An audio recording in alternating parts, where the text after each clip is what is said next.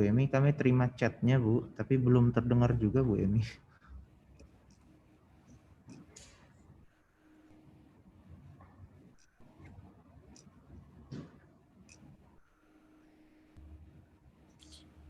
Kemarin waktu rehearsal Bu Emi juga sudah mencoba ya Dr. Imran ya?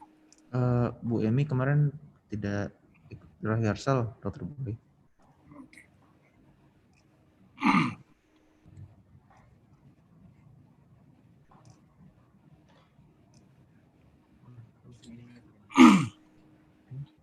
Iya makanya coba dia. So update for participant, there are several participants from India, and then also from Malaysia, and then from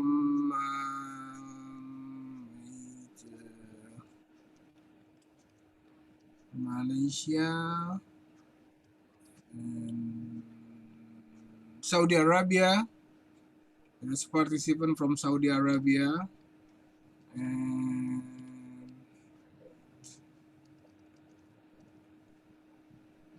yeah, so there is from India, from Saudi Arabia, from Malaysia. Okay. Terima Happy kasih to Dr. hear Boy. that. Thank you, Dr. Boy. You're welcome. In already reached 6,900. Wow. Okay, almost 7,000. 7,000. Mas share screen, marahin aja. Mas share screen aja dong. Yang audio setting itu. Yang Iya.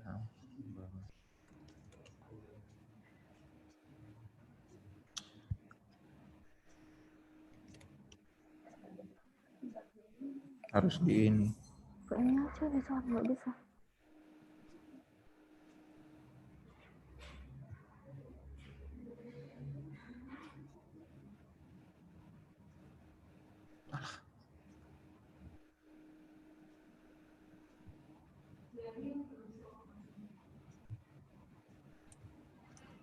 Apa perlu? Atau diminta kalau beliau menggunakan PC atau laptop di restart dulu. Bu Emi, suaranya masih belum keluar Bu. Mungkin gini Bu, di tombol mute di pojok kanan di Zoom-nya itu ditekan panah ke atas. Kemudian pada pilihan mikrofon, select a mikrofon, itu Bu Emi tolong pindahkan ke same as system.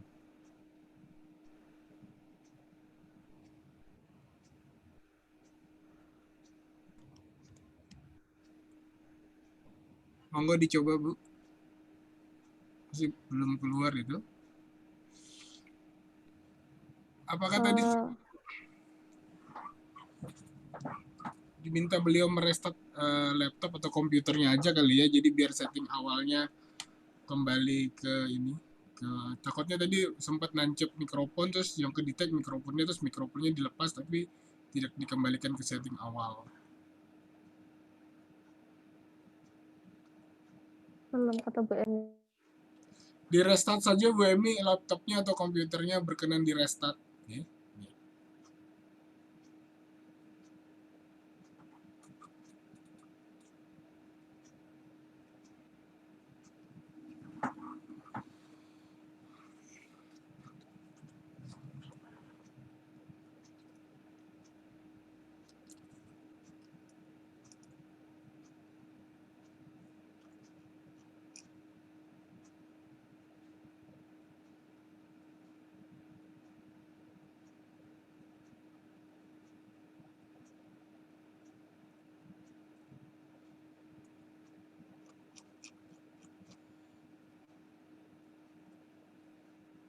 Selamat siang Bu Elvira, selamat datang di webinar kami. Bu Elvira ini representatif dari UNFPA Indonesia. Selamat siang Bu Elvira. Selamat siang. Oke, Bu Yung. Selamat datang Bu Yung.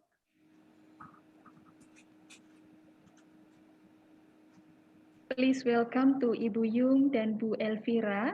Ibu Yung is the president of Association of Education Midwifery Institution, and then Ibu Elvira is representative from UNFPA.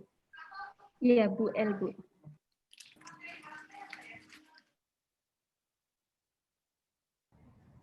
Selamat siang, Bu Emi masih belum bisa, Bu ya, suaranya.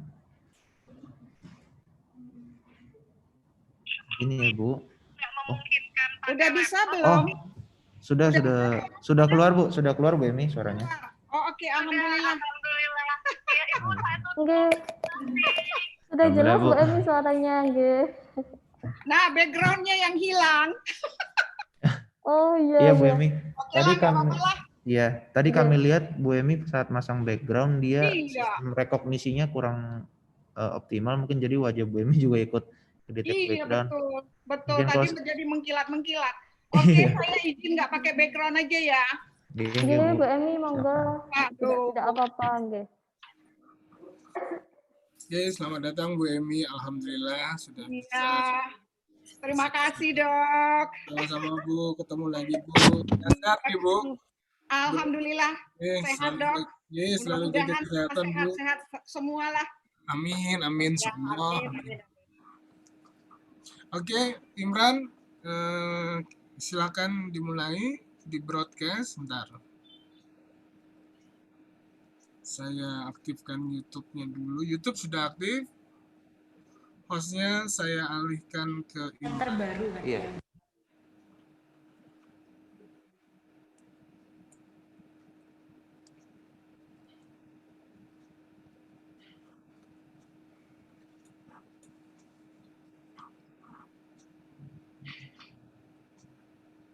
Silakan Imran.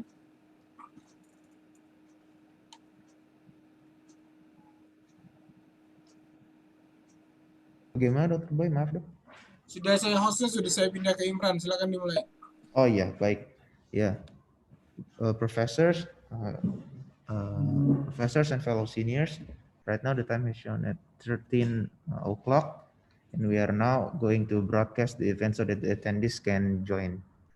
The event will be started by an opening remark from our organizing committee, Arya, and we will now broadcast in 3, 2, 1. The attendees can now join.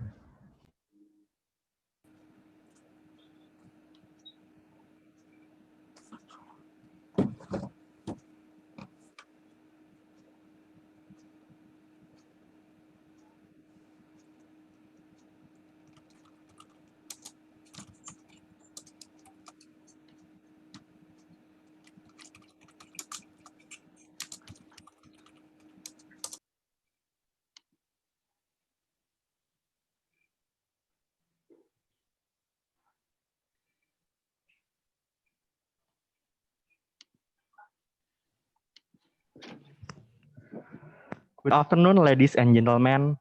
Welcome to the 24th Erlangga Webinar Conference Series, the Strategy of Simulation Learning Process in Midwifery Education.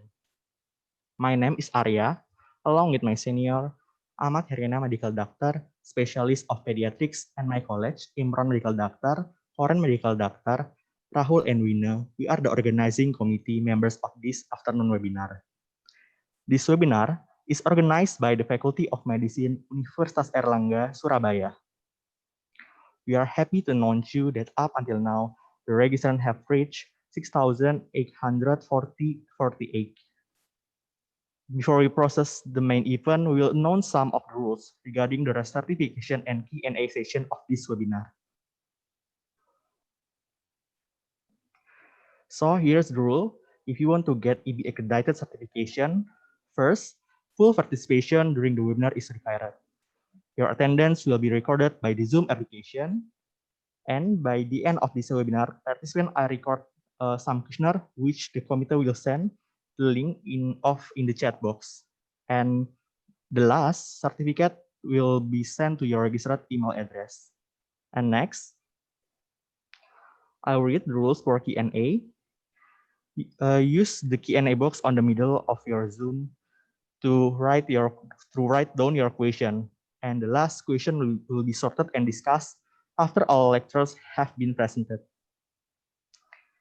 Thank you for your participation, and we sincerely hope you enjoy this webinar. We will start this event with an opening remark from our beloved host and moderator, Miss Endika Ariefreti, Master of Midwifery. Miss Endika Ariefreti, Master of Midwifery, the time is yours. Thank you, Dr. Arya. Bismillahirrahmanirrahim. Assalamualaikum warahmatullahi wabarakatuh. Hello, everyone. Good afternoon. To honorable speakers, distinguished guests, Vice Dean 3 Faculty of Medicine Universitas Erlangga, Profesor Dr. Nimade Merta Niasih, Dokter, Spesialis Mikrobiologi Klinik Konsultan, Coordinator of Midwifery Study Program, Faculty of Medicine Universitas Erlangga, Dr. Budi Prasetyo, Dokter Spesialis Obstetrik dan Ginekologi Konsultan, Secretary of Midwifery Study Program, Faculty of Medicine Universitas Erlangga, Ibu Dwi Izati SKBD Master of Science, all lecturers and staff in Faculty of Medicine Universitas Erlangga, and all participants. Ladies and gentlemen, I'm very pleased to meet you and welcome you to 24th Erlangga Webinar Conference Series brought to you by Faculty of Medicine Universitas Erlangga, Surabaya, Indonesia. My name is Endika Ariefreti, your host for today's conference. I will inform you that today's webinar participants is almost 2,000 people.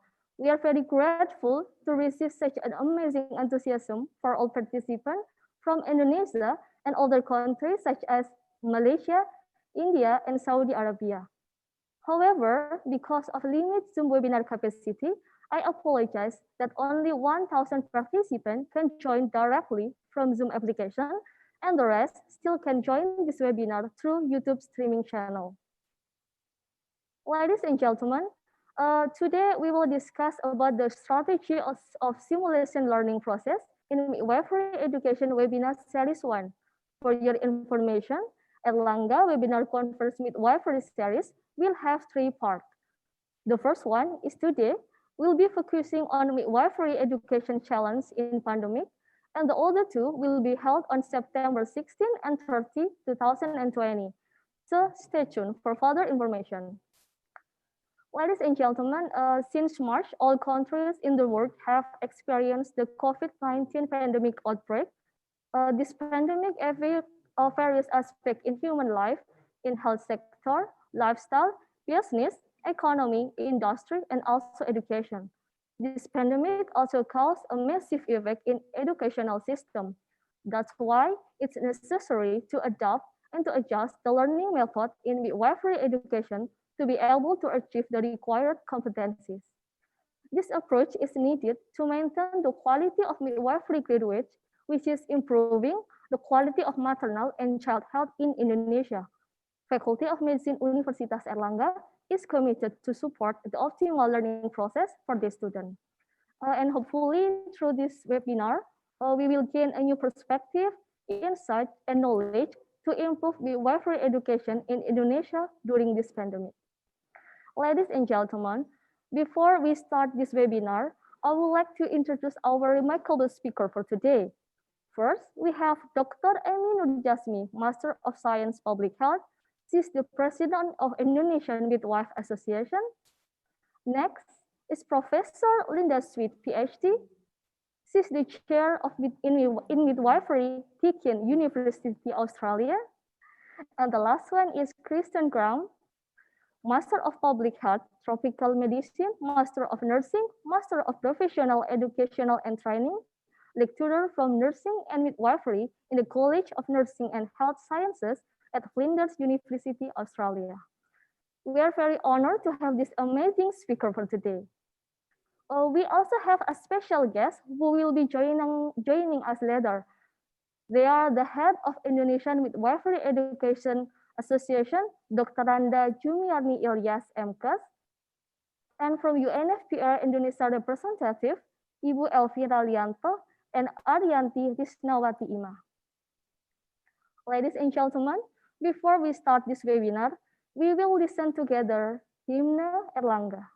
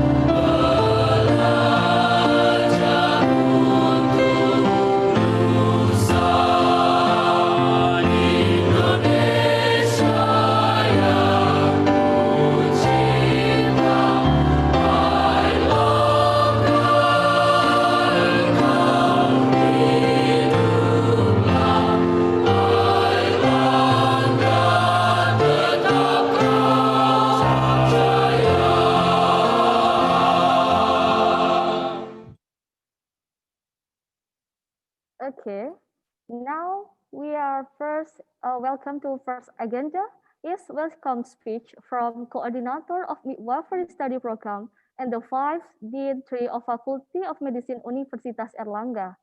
For the first one, I would like to invite Dr. Budi Prasetyo as the coordinator of Midwifery Study Program to deliver his welcome speech. To Dr. Budi, the time is yours. Thank you, Mrs. Andika. Good afternoon, ladies and gentlemen. The Honorable Vice Dean from Faculty of Medicine, Universitas Erlangga, Prof. Made, good afternoon. The Honorable, the Head of Indonesian Midwifery Education Association, good afternoon. The UNFPA representative and all of lecturers and staff in Midwifery Study Program, Faculty of Medicine, and also our special speakers today, Mrs. Emi Nuryasmi, MSc PhD as a President of Indonesian Midwifery Association. Good afternoon, Mrs. Emi. And our partner and our mentor from Deakin University, Professor Linda Sweet. Good afternoon, Prof. Linda. And our mentor from Flinders University, Mrs. Kristen Graham. Good afternoon. Is very pleased to meet you in this webinar. And all of the participants, please welcome in 24th Erlangga webinar conference series, which is brought to you by Faculty of Medicine, Universitas Erlangga, Surabaya, in Indonesia. This webinar title is The Strategy of Simulation Learning Process in Midwifery Education. Why this is important? Because all of us know that in the pandemic, it caused a various effect in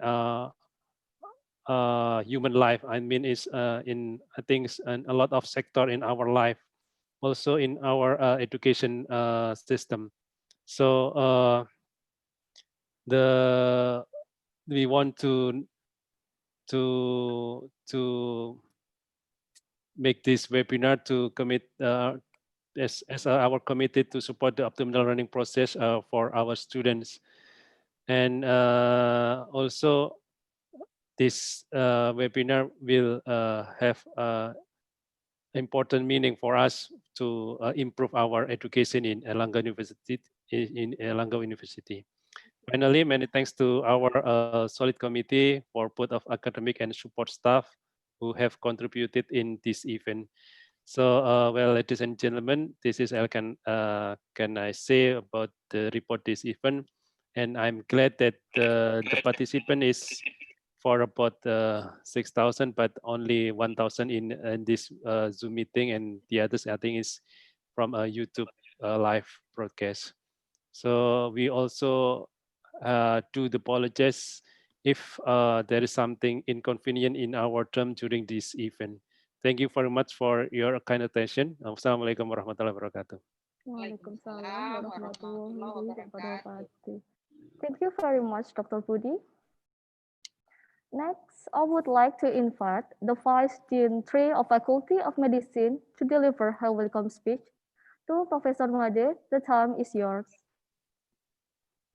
Thank you, Ms. Andika, and hello everyone, and good day and greetings from Faculty of Medicine, Universitas Erlangga. I am Nimade Mertaniase as a Vice Dean on International Collaboration and Research for Faculty of Medicine, Universitas Erlangga.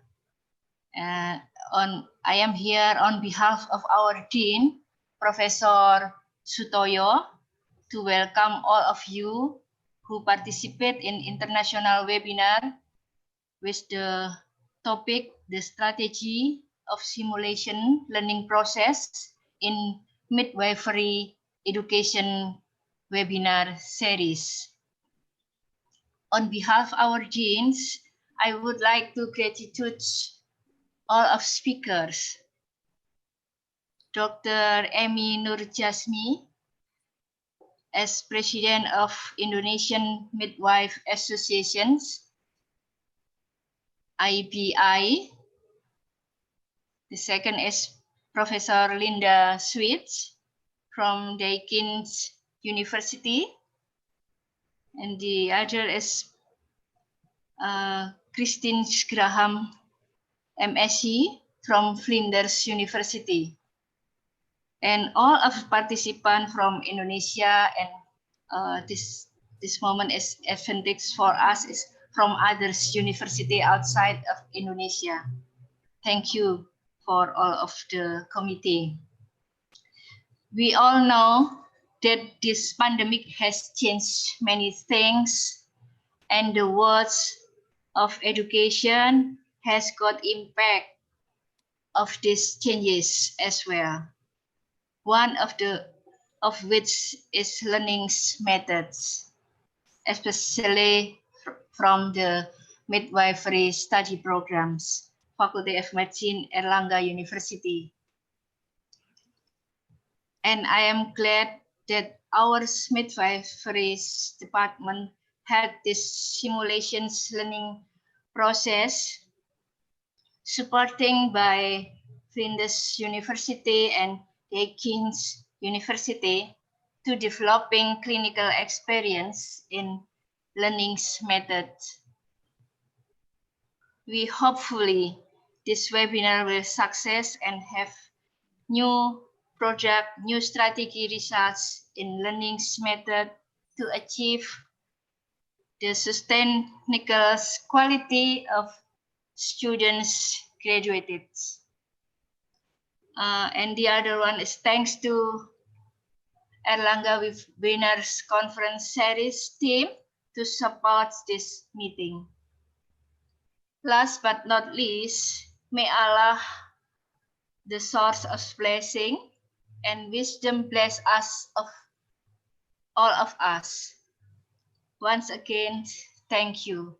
Thank you, Dr. Andika. Time is yours. Okay. Thank you so much, Professor Made. Before we move to our next session, I would like to remind to all participants,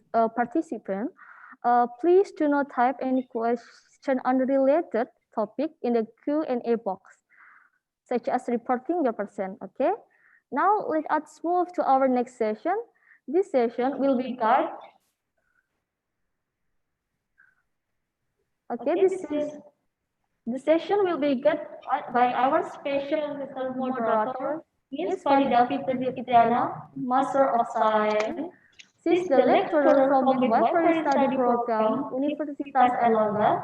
She graduated from Nottingham University, United Kingdom.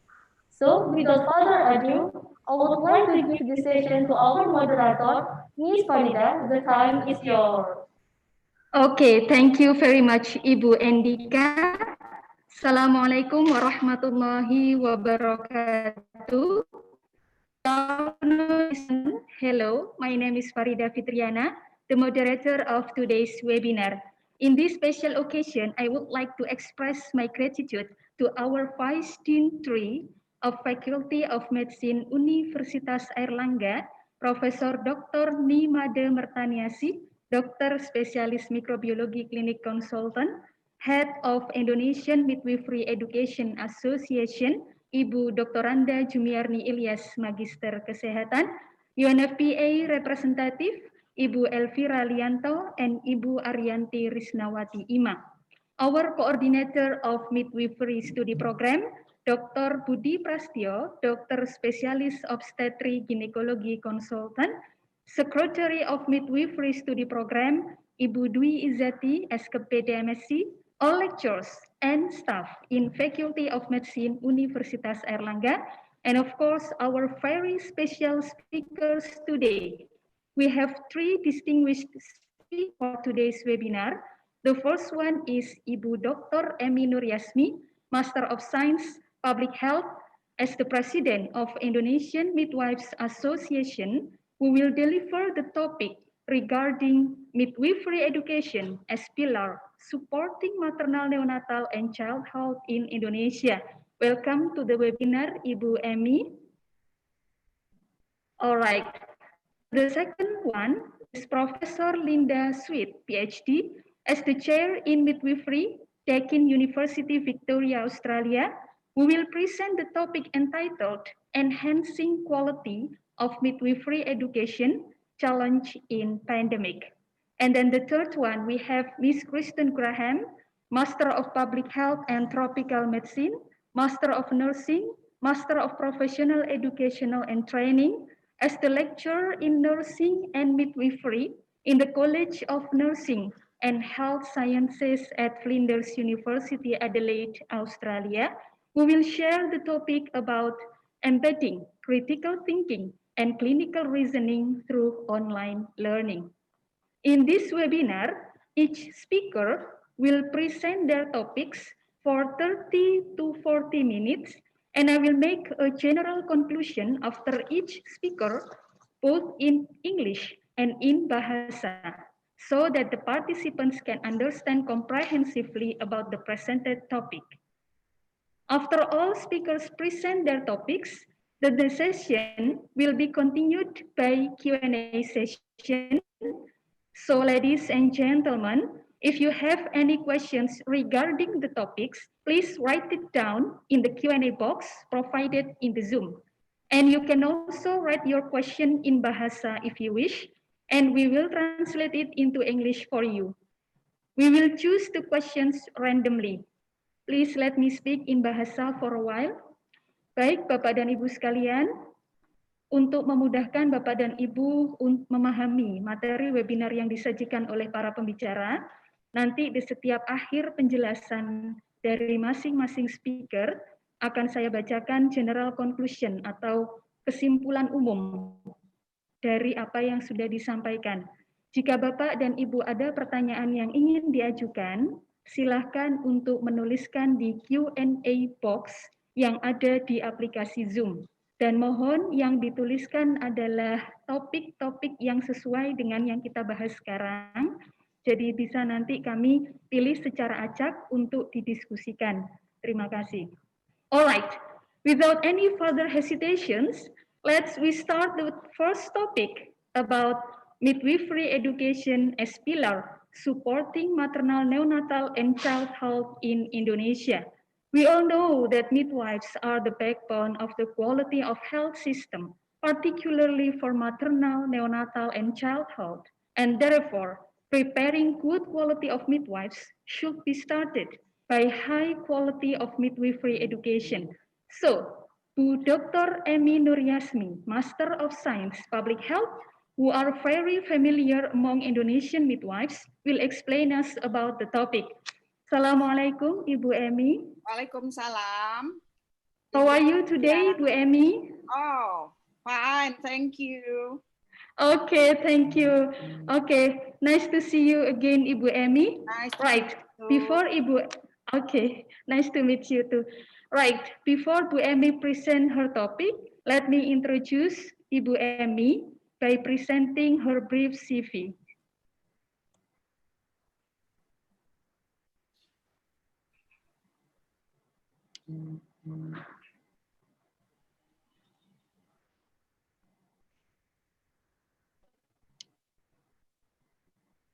All right, as you can see on your screen, Ibu Dr. Emi Nuryasmi, Master of Science Public Health.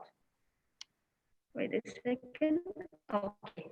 She is President of Indonesian Midwives Association. She is also Vice Director of Women Health Education Foundation. She is also lecturer in Jakarta Health Polytechnic 3 Ministry of Health, also team expert for Social Health and Welfare Women Council of Indonesia, Assessor on National Board for Higher Education Accreditation, Ministry of Education, members of the Quality Control and Cost Control of the National Health Insurance Agency, and also ICM Board member for Asia Pacific region. Her last education is doctorate on education management in Jakarta State University. She also has so many working experiences since 1977, as you can see on the screen. All right, well, Ibu Emi, you have 30 minutes to present your topic. Time is yours. Okay, thank you very much, Ibu Farida. First of all, I would like to thanks to Erlangga University team in this session that I saw Professor Dr. Nimade Mentiar Nimade as a Vice Dean of Medical Faculty in Erlangga University, and also Dr. Budi Prasetyo as Head of Midwifery Program Study in Faculty of Medicine, and also our guest speaker, international speaker, that I'm very happy to see you, Professor Linda, and also Ibu Christine Graham.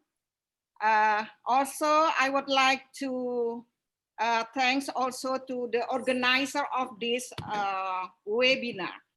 And also I saw here also from representative from UNFPA, from the Association of Midwifery Education, and others, and all of stakeholders who are joined, who are accessed in this webinar. Maybe I cannot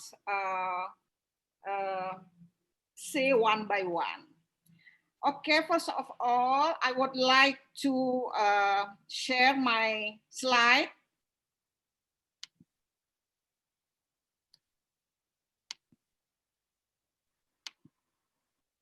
Can you see? Yes, we can see it clearly. Oh, okay. But Wait. there is 6 slides here. Okay. Yes, not yet. Okay. Okay, thank you. Okay, I just organize in my computer first. Did you see?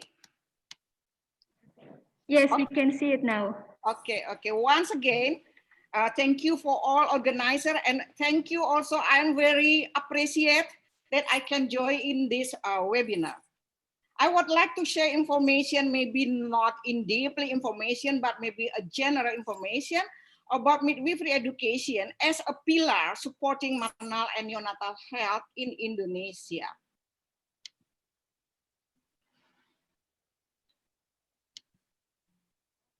Okay, first of all, let me see why so delayed.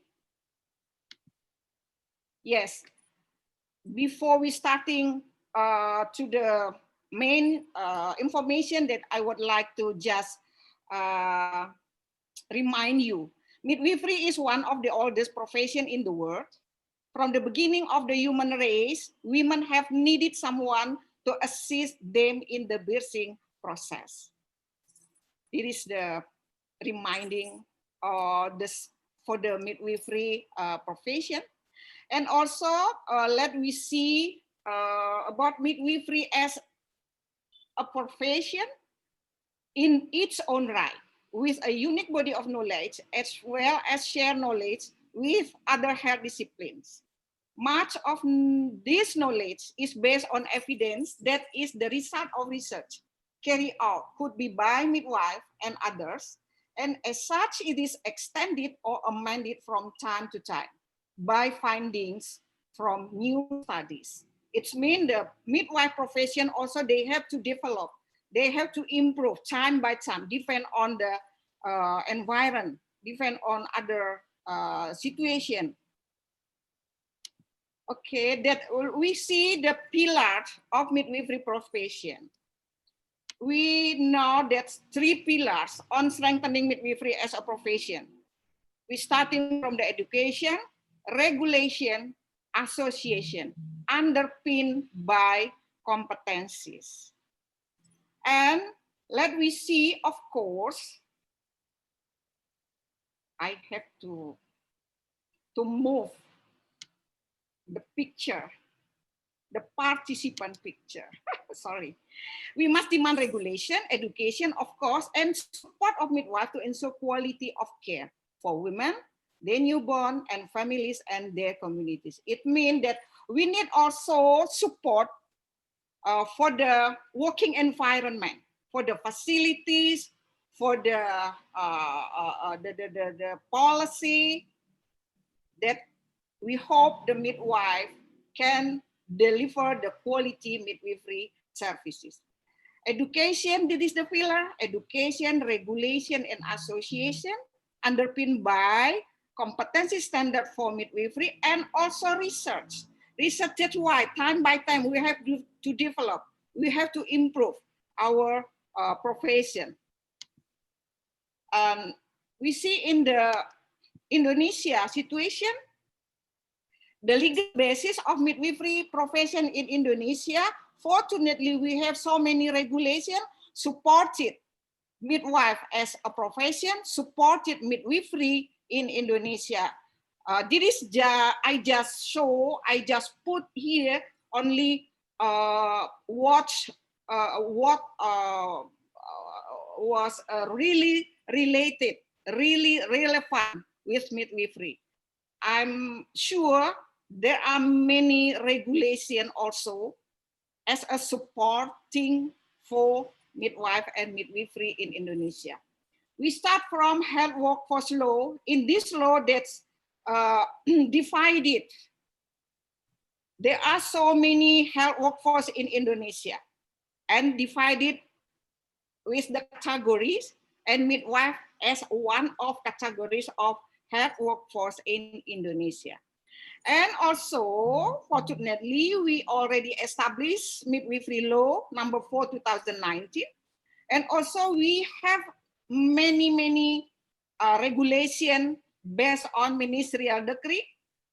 The new one decree, that's the following of midwifery law, that we already established also standard midwifery profession, 2020, authorized, developed by association and authorized by Ministry of Health.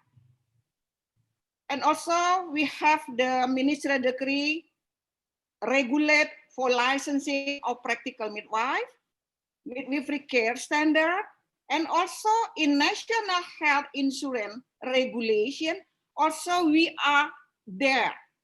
That's why midwife also can serve, can deliver midwifery care to a national health insurance member.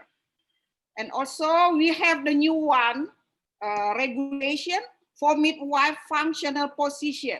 This specifically for our member who are practice midwifery in the government facilities as a government employer. We have the same regulation to all health workforce in Indonesia, the same system.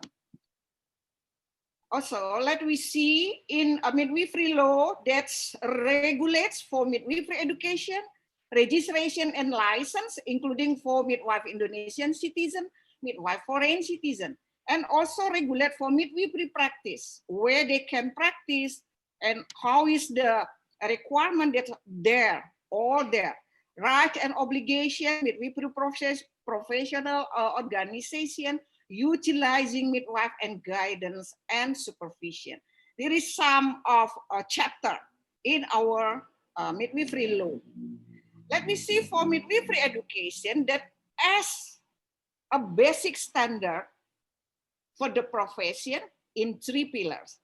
The standard for midwifery education are one of the essential pillars to strengthen midwifery by preparing fully qualified midwives to provide high quality, evidence-based health services for women, newborn and childbearing and families.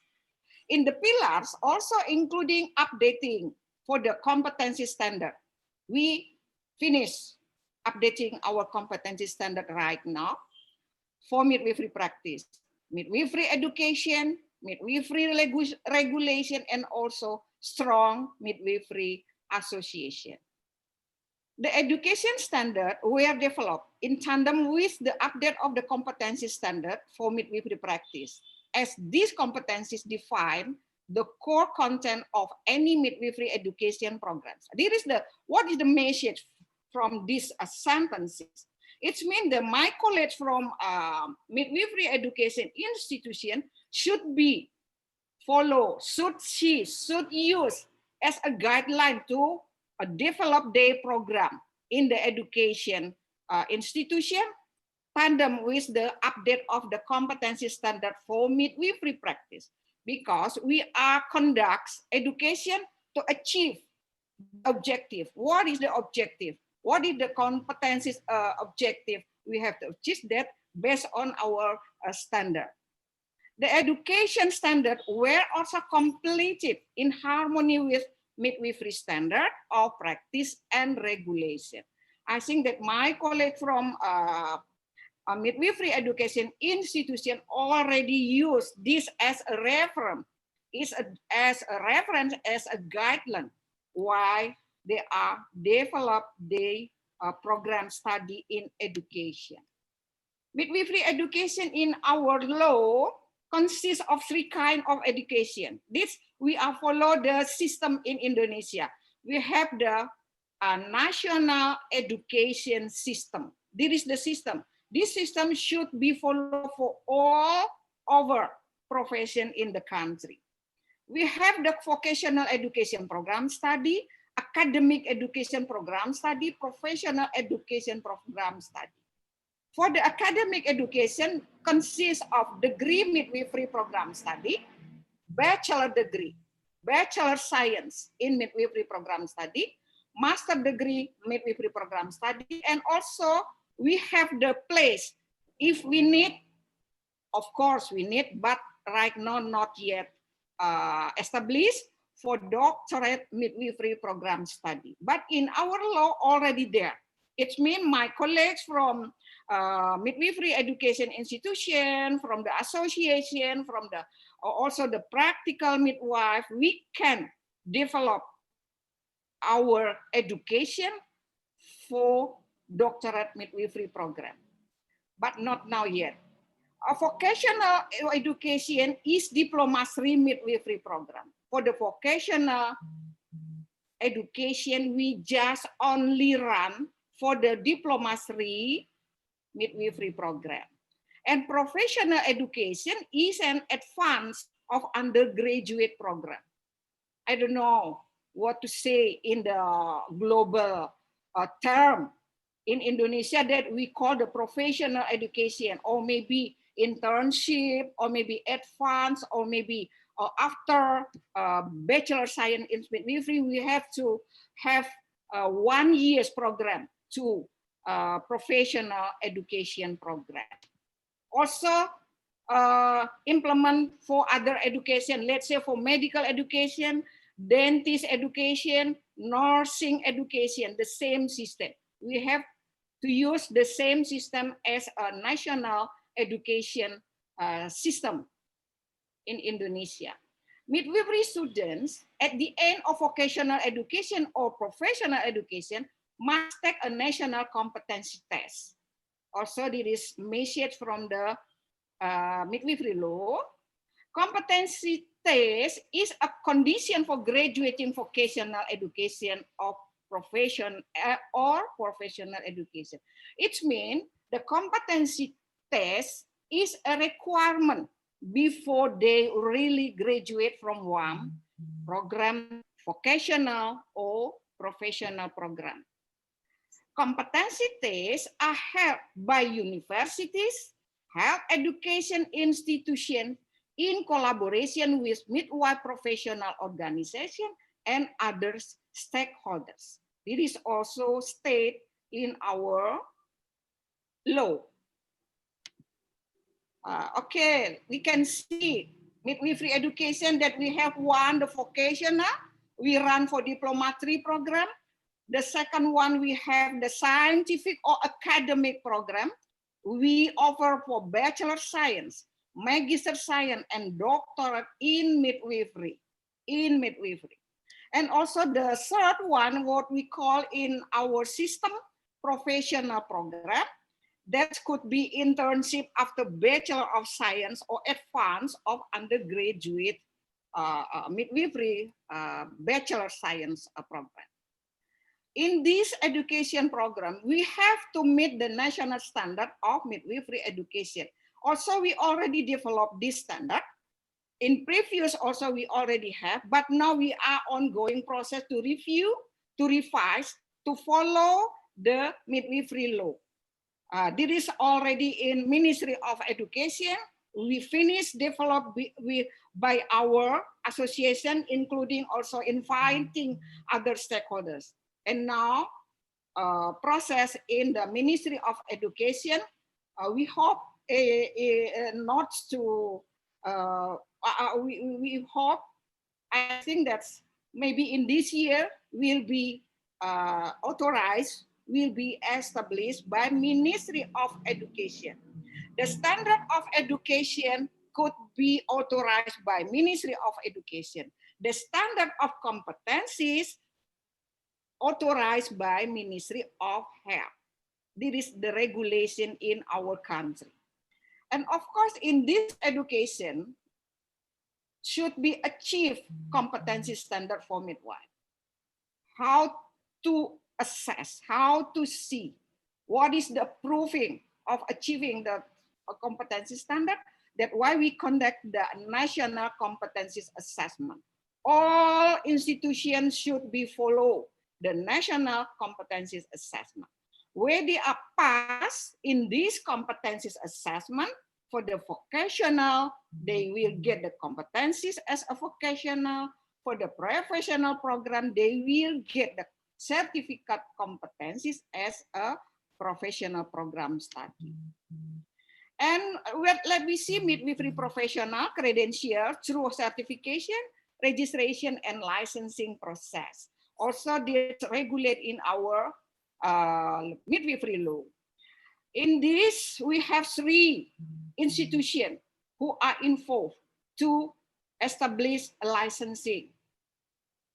First, midwifery education, they have to finish their study, they have to pass the national competencies assessment, and they will get the competency certificate. This certificate they have to propose to council. Now we are ongoing process to provide midwifery council, also all health workforce council under umbrella of the health workforce council. And this certificate we as a requirement to propose for the registration. And when they get the registration certificate, they have to come to district health office to asking to propose for licensing certificate. That already the step, already the mechanism, already have the system how to get the licensing. Now, registration process, every midwife who will carry out midwifery practice must have a registration certificate. Registration certificate is given by the council to the midwife who meets the requirement. Registration certificate valid for 5 years and can be re-registered after fulfilling the requirements. Fulfilling sufficiency in midwifery practical activities, education or continuing professional development, community services, professional services, and professional development. They can do research and publication that we give the what we can the profession point, SKP. Yeah, this is the fulfilling sufficient when some midwife would like to propose to re-registration. We give them some credit profession for this system, and every 5 years they have to fulfill the credit profession. Credit profession consists of we can account how many they give the delivery of midwifery care, how many they are follow the continuing professional development, how many they are participate in community services, participate in professional services, and also how much they conduct research, how many they publication in the journal.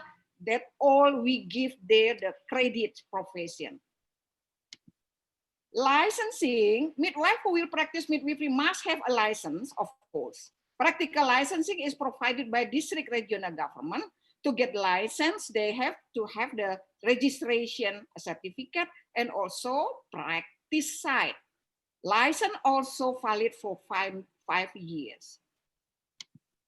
Midwifery practice can do in independent practice of midwife and other healthcare facilities, hospital, public health center, clinics, and etc. It means independent practical midwife also recognized as one of the health facilities. Midwifery practices carried out in accordance with competencies and authority and comply with the Code of Ethics, profession standard, and standard operational procedures.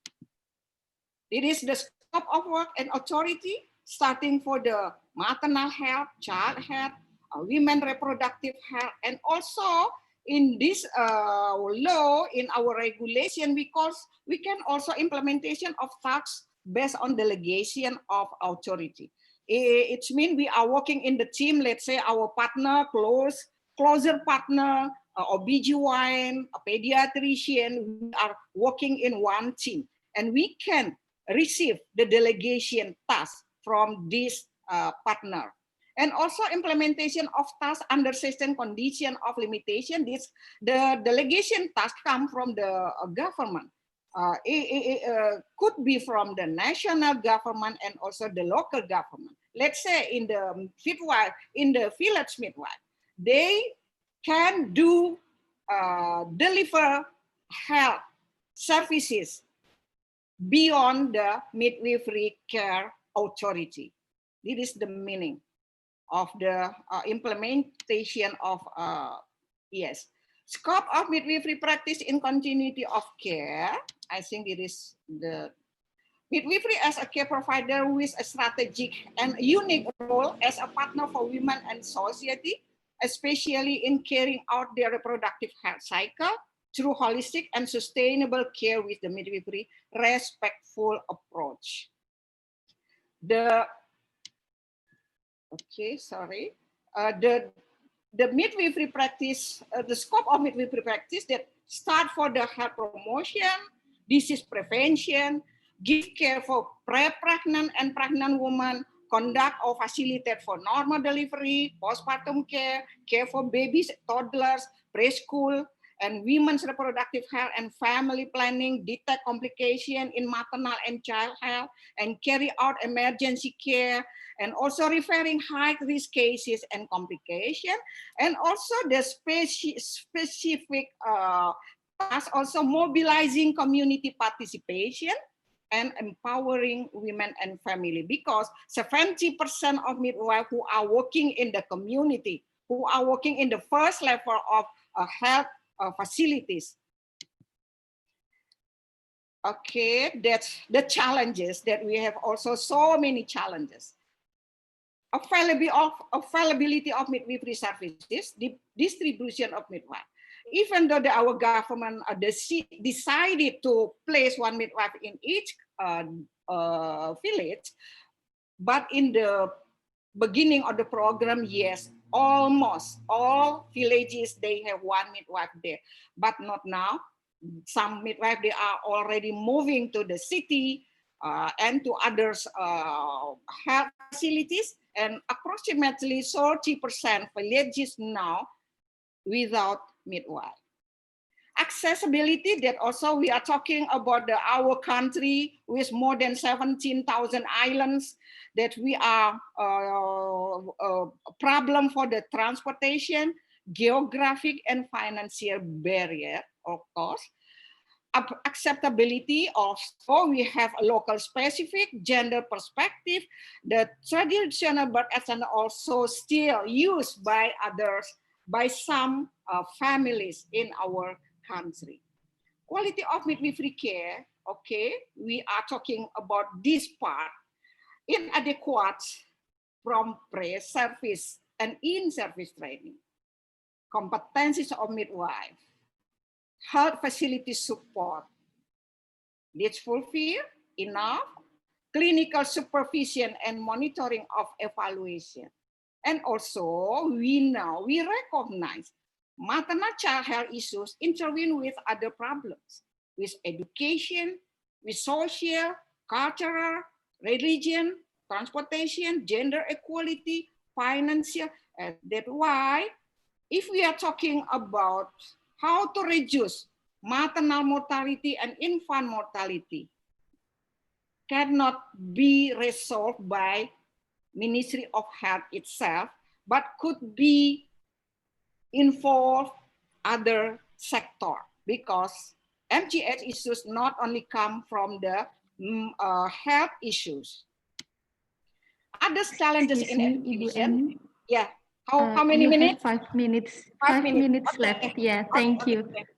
Okay, the other challenges, that's number of qualification lecturer, clinical experiences for student, less in practical, number of cases, facilities of institution, the competencies is vary, competency pass, the passing rate of the national competency test, the accreditation status also very vary in our country. How to face the challenges? Strengthening midwifery education to provide professional midwife based on global standard as a Indonesian Midwife Association vision, and also based on midwife competencies, education standard, and so on. Of course, we have to use refers to national education policy, health policy, global standard, and profession association standard. Let's see, profession building environment should be provide midwife in the university base or higher education base. We have a distinct service or practice and discipline. We do a research-based body of knowledge. We have an autonomy or self-governance and accountability. We have a code of ethics and association to organize, to serve, to speak for members and public's welfare. Strengthening midwifery education, we review midwifery process standard, develop midwifery education, develop implementation accreditation system, development and implementation of certification system, organizing annual scientific publication of research result through scientific journal, training, workshop, and so on and so on. This is what we have been done, and also we will do for the next future. Strengthening midwifery competencies. Okay, to develop midwifery services in line with advance in health services, including obstetric and gynecological services. This is stated in our law. It means we midwife and obstetric and gynecologists, I think that we have to close collaboration, because we also have to improve our profession when the obstetric and gynecology services also improving. Midwife as a profession that continues to develop professionalism. Profession is closely related to competencies. Competencies not only for the clinical, but also for the non-clinical, that we can take the advocate and also to the analyze the problem and so on. This is the area of midwifery competencies.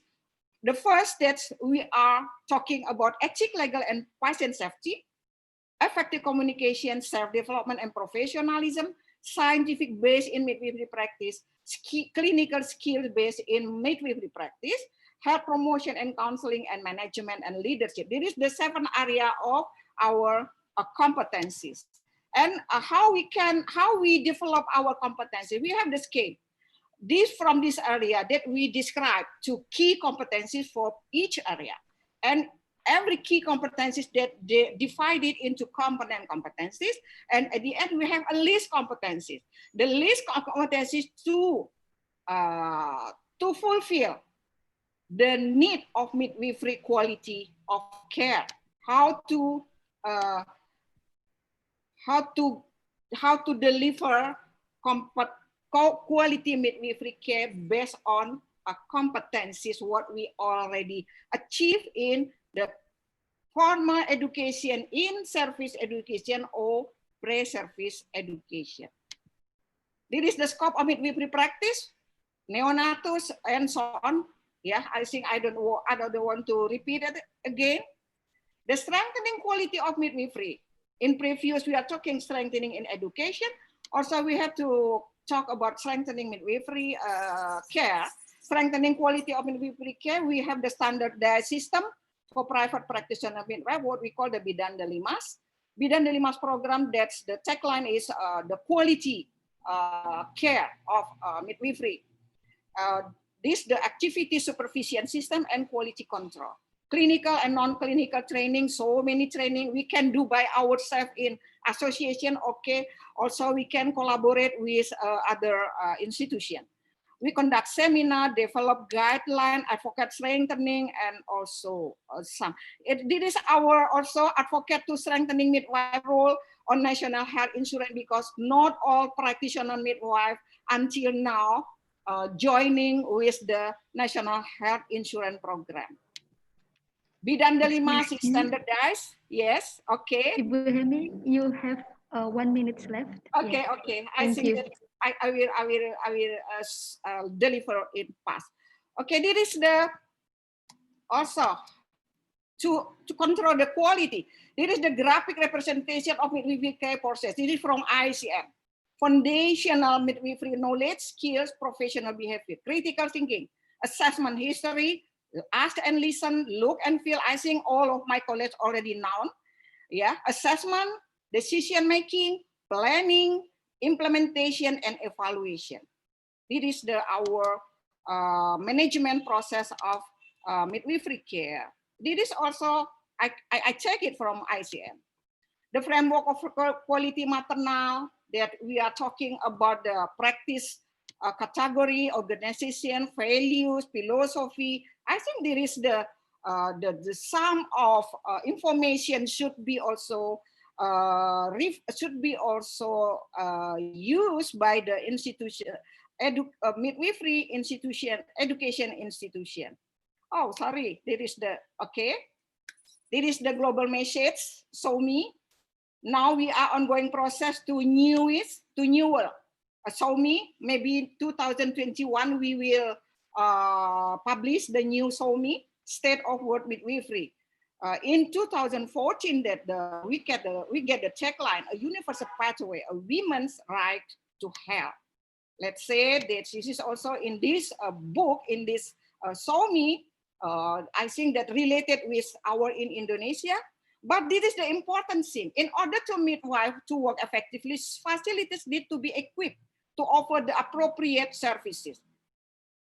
We cannot ask midwife give the quality care without supported by facilities.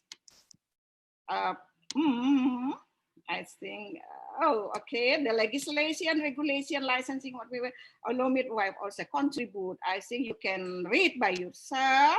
Midwife professional organization that also we responsible. Also in Indonesia, midwife meet in one professional association. Our responsible to improve, to develop knowledge and skill, and also to unite, fostering and empowering midwife. I think there is the strategic objective for the next future: strengthen midwifery education, enhance midwife professional autonomy, promote midwifery research, and advocate for midwifery and extend the influence of midwife in policy development. We hope that in the next future that we will establish our own council and pursue strategic collaboration with relevant interprofessional education and interprofessional service training. There is the continuity of care from the antenatal, intranatal. I think you can read by yourself. And quality, of course, we are talking quality, and the summarize. Midwife care as a central part to play in contributing to maternal and neonatal care. Community-based reproductive health services mostly providing by midwife. Because I will give the picture, almost 70% of maternal and neonatal health conducted or delivered by midwife. It is the provide midwife as one of health services, should be provided by good education process, and of course they have to achieve the competency standard, and also in front line supported by appropriate facilities and regulation. Also the capacity of midwife implement the quality of midwifery led of care, that we use the tagline of the show me, a woman's rights to health. I think this is, I'm sorry.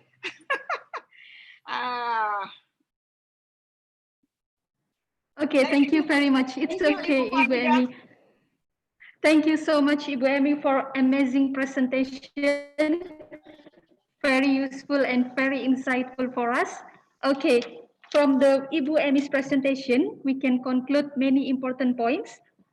Here, I note that some of the important points are midwifery education as pillar supporting maternal and neonatal health, and midwifery education itself is one of the all profession for midwives. And then the three key pillars of midwifery profession, there are three pillars: education, regulation, and association, underpinned by research. We have many legal bases of midwifery profession in Indonesia. Some of them is Midwifery Law number 4 year 2019 regulates four key points. The first one is midwifery education, and then registration and license. The third one is midwifery practices. The fourth one is midwifery professional education. The midwifery education consists of vocational education, academic education, and professional education. For the academic education, we have bachelor, master, and doctorate. For the doctorate degree, we still try to develop it. And then for the midwife students, at the end of education must take a national competency test. And then every midwifery education has to meet national standards of midwifery education. And also,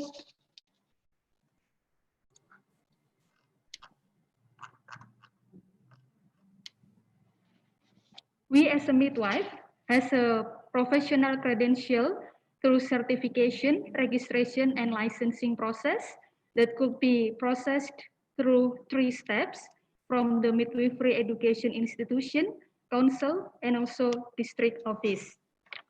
Right. And also for the challenges in midwifery practice itself, there are some challenges. Some of them are availability of midwifery services, accessibility, acceptability, and quality of midwifery care. And then challenges in midwifery education are lecture, students, and accreditation. All right, some effort to strengthen the midwifery education are review midwifery profession standards, development of midwifery education programs, development and implementation of the accreditation system, development and implementation of the certification system, organizing annual midwifery scientific meeting, publication of research results through scientific midwifery journals, training, workshop, and seminars. Okay, that's the note from me. And please speak, let me to speak in bahasa. Baik, Bapak dan Ibu sekalian, Ibu Emi sudah menyajikan presentasi yang luar biasa mengenai topik pendidikan kebidanan sebagai pilar dalam mendukung kesehatan maternal dan neonatal di Indonesia. Beberapa poin penting yang bisa kami dapatkan adalah yang pertama, bahwasanya kebidanan itu sendiri merupakan profesi tertua dan didukung oleh 3 pilar dari profesi kebidanan. Yang pertama adalah pendidikan, yang kedua adalah regulasi, dan yang ketiga adalah asosiasi, yang mana ketiganya itu diikat oleh penelitian atau disokong oleh penelitian. Dan kita sebagai profesi kebidanan juga memiliki banyak aturan hukum atau pondasi hukum dari profesi kebidanan itu sendiri, yang salah satunya adalah Undang-Undang Kebidanan nomor 4 tahun 2019 yang mengatur tentang pendidikan kebidanan, registrasi dan lisensi, kemudian ada praktek kebidanan dan pendidikan profesi kebidanan. Untuk pendidikan kebidanan sendiri terdiri dari pendidikan vokasi, akademik, dan profesi. Setiap mahasiswa pada akhir pendidikan harus menempuh ujian kompetensi nasional, dan setiap pendidikan kebidanan harus memenuhi standar minimal nasional dari pendidikan kebidanan itu sendiri. Baik, kemudian ada beberapa tantangan-tantangan baik dari praktek kebidanan maupun pendidikan kebidanan. Untuk praktek kebidanan adalah ketersediaan atau availability dari pelayanan kebidanan, accessibility atau keterjangkauan, acceptability atau penerimaan, dan quality atau kualitas dari pelayanan kebidanan. Dan beberapa tantangan di pendidikan kebidanan itu sendiri diantaranya adalah pengajar atau lecturer, kemudian ada mahasiswa dan juga sistem kaitannya dengan penilaian kualitas atau akreditasi, dan beberapa effort atau upaya yang sudah dilakukan untuk menguatkan pendidikan kebidanan, di antaranya adalah yang pertama, mereview standar profesi kebidanan, yang kedua adalah membangun program pendidikan kebidanan, yang ketiga adalah membangun dan mengimplementasikan akreditasi, yang keempat, membangun dan mengimplementasikan sistem sertifikasi, yang kelima adalah mengadakan pertemuan ilmiah tahunan kebidanan, yang keenam publikasi terkait dengan kebidanan, dan yang terakhir adalah rutin mengadakan continuous professional development atau CPD seperti training, workshop, seminar, baik untuk bidan praktisi maupun bidan klinisi. Bidan klinisi maupun bidan pendidik seperti itu. Baik, terima kasih Ibu Emi, sekali lagi saya haturkan. Sama-sama. Right, thank you again, Ibu Emi. Please stay with us because we are now moving on the second topic about enhancing quality of midwifery education challenge in pandemic. As explained by previous speaker, that providing a high quality of midwifery education is mandatory. But how if the COVID-19 pandemic impacts on all human aspects, including midwifery education? What are the challenges and what is the best approach to face those challenges? So we have Professor Linda Sweet here. Hi Linda, how are you today? Very good, thank you. Okay, thank you. It is our honor to meet you again. Right, before Professor Linda presenting her topic, let me introduce her by showing her brief profile.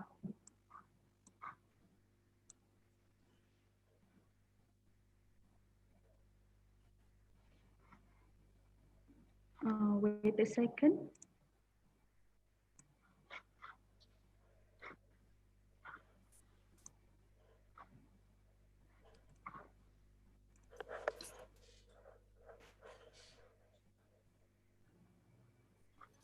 All right, Professor Linda Sweet, PhD. I'm sorry. She's chair in midwifery, Deakin University, Victoria, Australia. She has many working experiences, as you can see on the screen. And here are the last of her work experience. And then the professional membership, such as she is a fellow of Australian College of Midwives, also fellow of the Australian and New Zealand Association of Health Professional Educators. And then she's also member of the Australian Association of University Professors. Professor Linda has so many publications, and as you can see on the screen, these are her recent publications. Okay, Professor Linda, you have 40 minutes to present your topic. Time is yours. Thank you very much. Let me just get my screen sorted. Okay. First of all, I'd like to say Selamat Siang to everyone attending today. I believe there's over 7,000 people potentially watching either now or planning to watch the recording, which is absolutely phenomenal. Absolutely amazing to be talking to such a huge crowd of people. I'd like to firstly thank the Elanga Universitas team and also the panel of the organisers. They've put a huge amount of effort and energy into preparing this series of presentations. Today is just as the starting point, and we're really setting the ground, I think, for the presentations that will follow, which will be much more in-depth and perhaps more hands-on practical. So my focus today is looking at enhancing quality in midwifery education, and I'm taking that from a very broad perspective to start with, and then I'll narrow it down just looking at some of the challenges that have occurred from the pandemic of COVID-19. And hopefully some of the things I will raise, you might jot down some notes for yourself and you might think about them in your context and see what it is you might be able to do perhaps a little bit differently to enhance the quality of midwifery education in the program you do. So as introduced, my name's Linda. I have a PhD. For those of you who don't know where I come from, I'm currently sitting in my house in the metropolitan Melbourne, which is the largest capital city in Victoria, which is the southernmost state on mainland Australia. I'm not wearing a mask like many of my fellow panelists are today, because I'm sitting at home in week 5 of our stage 4 lockdown, which means I'm only allowed to leave the home for work, exercise or shopping, essential shopping, and you can only do that independently on my own. And if I exit the house, I have to start wearing my mask. So that's not even being like what PPE is like in the health service. That's just me in my residential house at home. So week 5 of 6 weeks so far. So we're looking forward to hopefully some lifting of our lockdown restrictions with the easing of the COVID positive cases. For those of you who don't know me, I am a nurse and midwife by background. In Australia, we had to do nursing first before we become a midwife, back when I was beginning my professional career. It was around 2002 or 4, I think, that we started our first direct entry Bachelor of Midwifery program, which didn't require students to have a nursing qualification before they entered. So we now in Australia have a mix of midwives that are nursing and midwives, and those that are just midwives with no nursing experience at all. One of the things that I think is a little unique in Australia is that midwifery or any maternity care is not taught in our nursing programs. Okay, midwifery and maternity care is uniquely separate as a role for the midwife only, not for nurses. So it's just a little bit of a contextual difference. I have a bachelor degree and a master's degree, and then went on and did my PhD, and then a graduate certificate of higher education. I've been connected with Erlanga for about the last 5 or 6 years through a number of Department of Foreign Affairs and Trade collaborations with Erlanga, MH Tamarin, Kupang Polytechnic, and I know I'm going to miss someone, and that's terrible, isn't it? There's one more organisation that just skips my mind, but my colleague Kristen, who follows, I'm sure will fill in the gaps on that. I am Deputy Editor of Women and Birth, which is Australian College of Midwives International Journal, which is the 2nd highest ranking English language publication for midwives. And as said, I'm now at Deakin University. So the aim of my session is to overview quality of midwifery education and then consider some of the challenges that the pandemic brings to sustaining that quality. I aim to discuss some strategies for enhancing quality education in Indonesia and describe some challenges faced in Australia and identifying some measures of quality. Bear with me while I just move some people's faces out of the way. Okay, so the impact of midwifery education, the World Health Organization's recent publication around the state of about midwifery education clearly articulates that the evidence is clear. If we strengthen midwifery education to our international standards, it's the key step to improving quality of care and reducing maternal and newborn mortality and morbidity globally. Doesn't matter what country you're in, we need strong midwifery education in order to improve and sustain low maternal and newborn mortality and morbidity.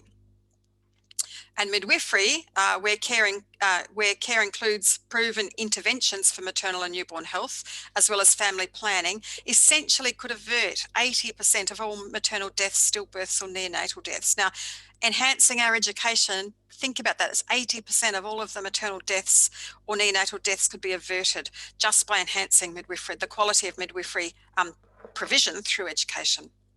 So it really is a very important topic.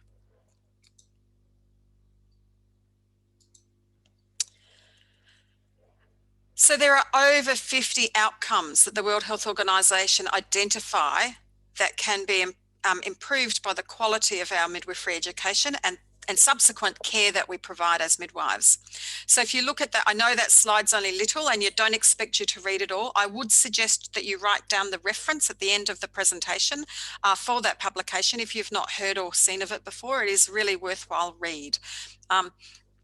So of course, improved midwifery education and practice can reduce mortality for maternal, neonatal and stillbirth. It reduces morbidity in both mothers and babies. It can increase satisfaction by women through their childbirth experiences and can reduce anxiety in labour, postpartum depression, newborn crying, etc. Intervention is used to increase vaginal birth, intervention use is decreased by increasing spontaneous vaginal births and reducing the range of medical interventions that are available to us in maternity care. It also improves public health and improves health service outcomes. So all of those things are important to consider when we're looking at quality midwifery education. There's startling underinvestment in midwifery education and training. So these are some of the things that have been identified by the World Health Organization about the challenges.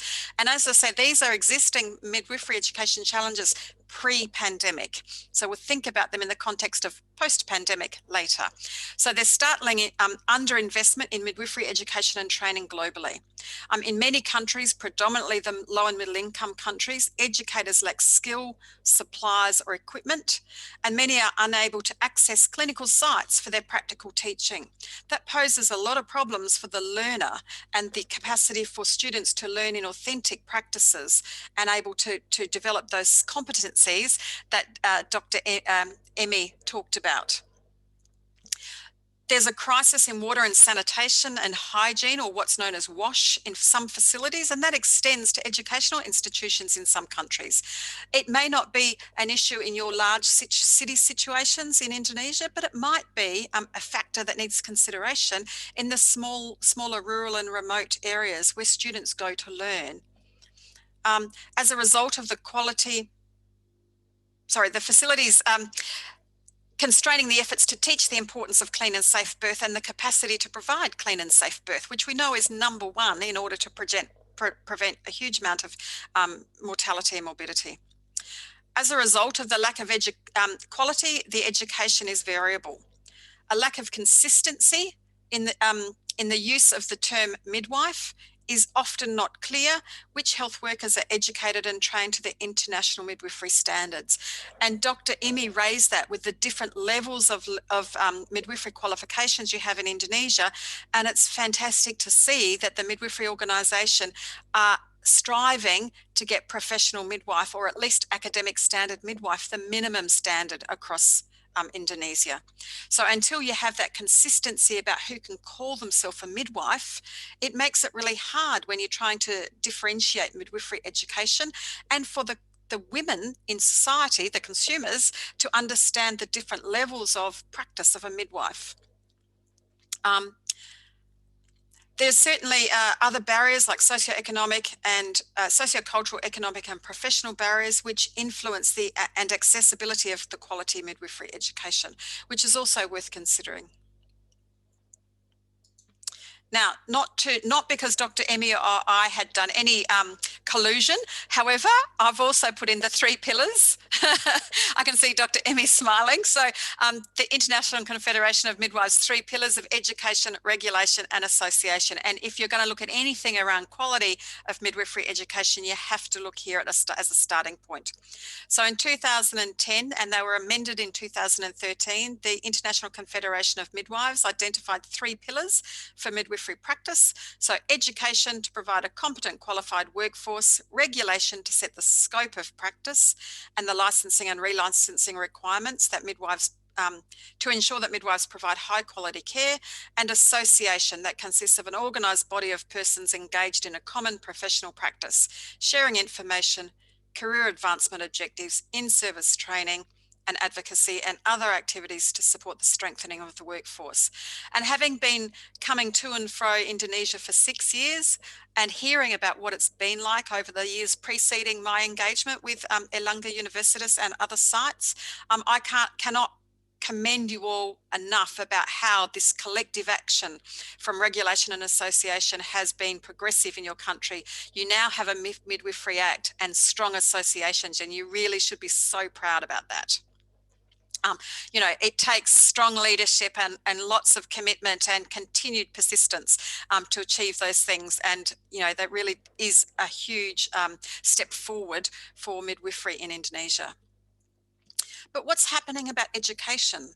So Dr. Emmy's talked a little bit about what education needs to be in order to be qualified as a midwife, in order to re-qualify as a midwife, and talked about the competency standards.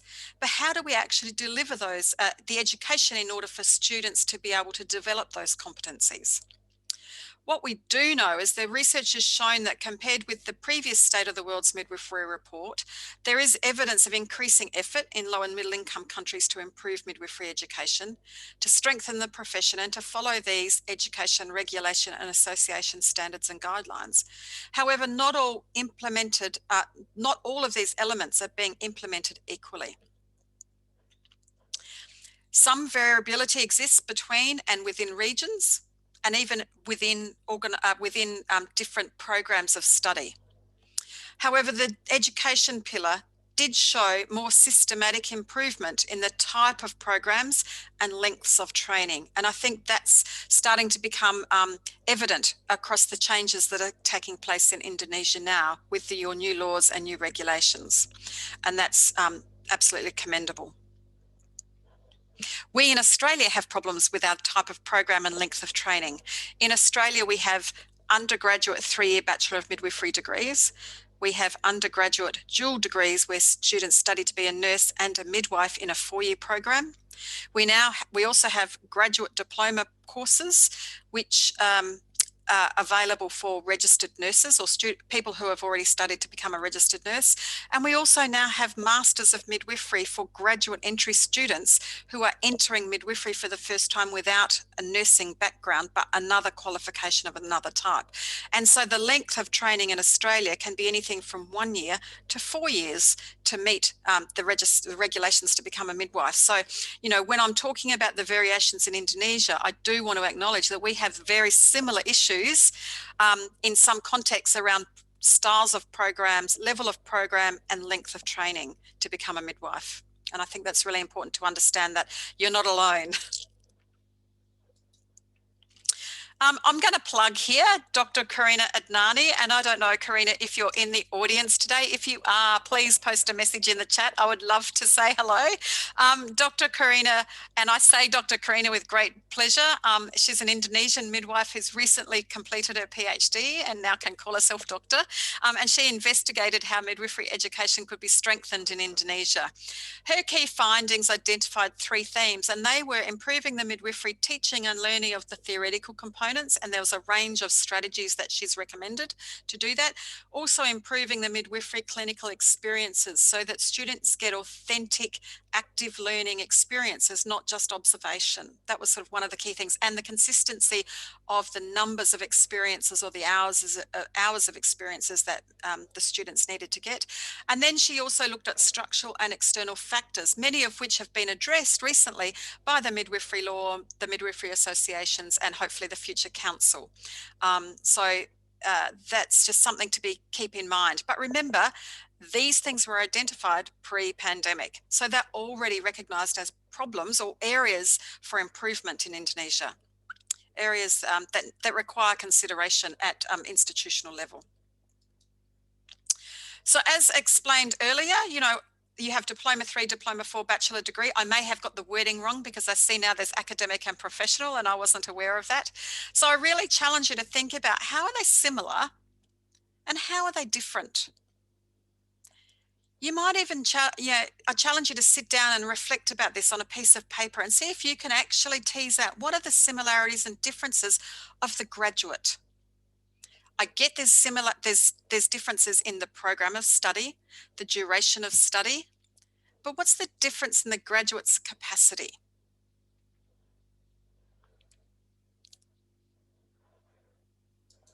In Australia, we have the Australian Qualifications Framework, and it was lovely to hear Dr. Emmy talk about the Indonesian qualifications framework. So you have one as well, but I don't speak Bahasa, just Salamat Sayang, Terima Kasih, that's about it. So I couldn't read your qualifications framework to compare.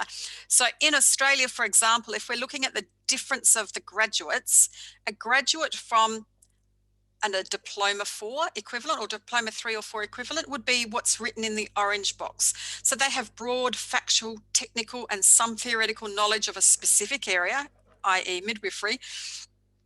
They can demonstrate some degree of autonomy and judgment, but with limited responsibility. So that's the level of which the graduates at a diploma level in Australia would demonstrate as a competence. Whereas the graduates of a bachelor program have broad and coherent theoretical and technical knowledge with in-depth in one or more areas of practice, so midwifery and physiology and pharmacology, well-developed cognitive, technical and communication skills to analyse and evaluate information and generate solutions to complex problems. Now, if we were to go back and think about what the World Health Organization said about what a midwife is and what a midwife should be able to do and meet the international standards, it really is that bachelor degree level that we should all be aiming for. And I do understand that that's exactly what Dr. Imi said that the association's aiming for as a standard, entry standard for midwifery, which is great. We want all our midwives to be able to be problem solvers, to analyse and evaluate information, act in a timely manner, prevent complications from arising, timely referral to medical services where needed, really clear communication, etc. So, in order to be able to do that, it really is a bachelor level, or in our case, an AQF 7 level qualification that we should be teaching at. Okay, so then the International Confederation of Midwives, beyond the 3 pillars of education, regulation and association, in 2017, they put out a new strategy called the Triennial Strategy. And this is about enhancing quality, equity and leadership. And this is in relation still to education, or education's embedded across all of them. And so quality midwifery care is respectful. It's focused on the needs of the woman and their newborn. It's with safe care provided with skilled, knowledgeable and compassionate midwives. This means that midwives are recognised, they're valued, they're educated and regulated to global standards, working in supportive health services in which they have equal access to safe and respectful working environments with sufficient resources for them to do their work effectively and to practice to their full scope. So this is particularly important, I think, in the context of the coronavirus pandemic, because there's certainly many things in midwifery in Australia where that might have or was compromised. The concept, and I'll be interested to hear if people want to post comments about what it's been like in Indonesia. So the concept of equity draws on geographical, culturally and socially diverse perspectives to fill the mission of strengthening midwifery globally. That's about equity for the provision of midwifery care, but also the location and service provision, and the equity for who becomes a midwife, who's able to enter programs, etc. A commitment to equity will guide us in identifying creative solutions to issues. Equity access for midwives to midwifery education, regulation and continuing professional development, and equitable access to midwifery-led services for women, and the provision of continuity of care, which I recall there was some mention of that in Dr. Im's presentation as well, about teaching students about the importance of continuity of care. Leadership in this context is about demanding participation of midwives at the highest level of policy and decision making, not just local and regional, but global, national and global levels. And so the future depends on our effective midwifery leadership and expertise. And the Getting Up of the Midwifery Act in Indonesia is a clear example of how that leadership needs to be present and strong and powerful. The World Health Organization have put out 3 strategic priorities for strengthening midwifery education. The first is that every woman newborn should be cared for by a midwife who's educated and trained to international standards and enabled legally to practice to the full scope of midwifery. The professional title midwife should only be used by those providers who are educated and regulated to international standards. So my question to you to reflect on is, which of your programs in Indonesia truly meet with international standards? If some don't, why not? What is it you can do to enhance those programs to meet those international standards? The strategic priority B is about midwifery leadership. As I said earlier, to be positioned in high-level national policy, planning and budgeting processes to improve decision-making about the investment for midwifery education to help achieve universal care. Without absolute commitment to investing in our education and improving midwifery education, the rest of it's just going to fall by the wayside. So do you have strong midwifery leadership at all levels of your own institution, all the way through up to government? You know, the associations are one, but there are many other levels of influence through your departments of health, departments of education.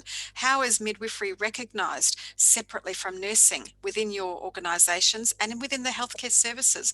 We want women to be cared for by midwives. Midwifery care is the way forward.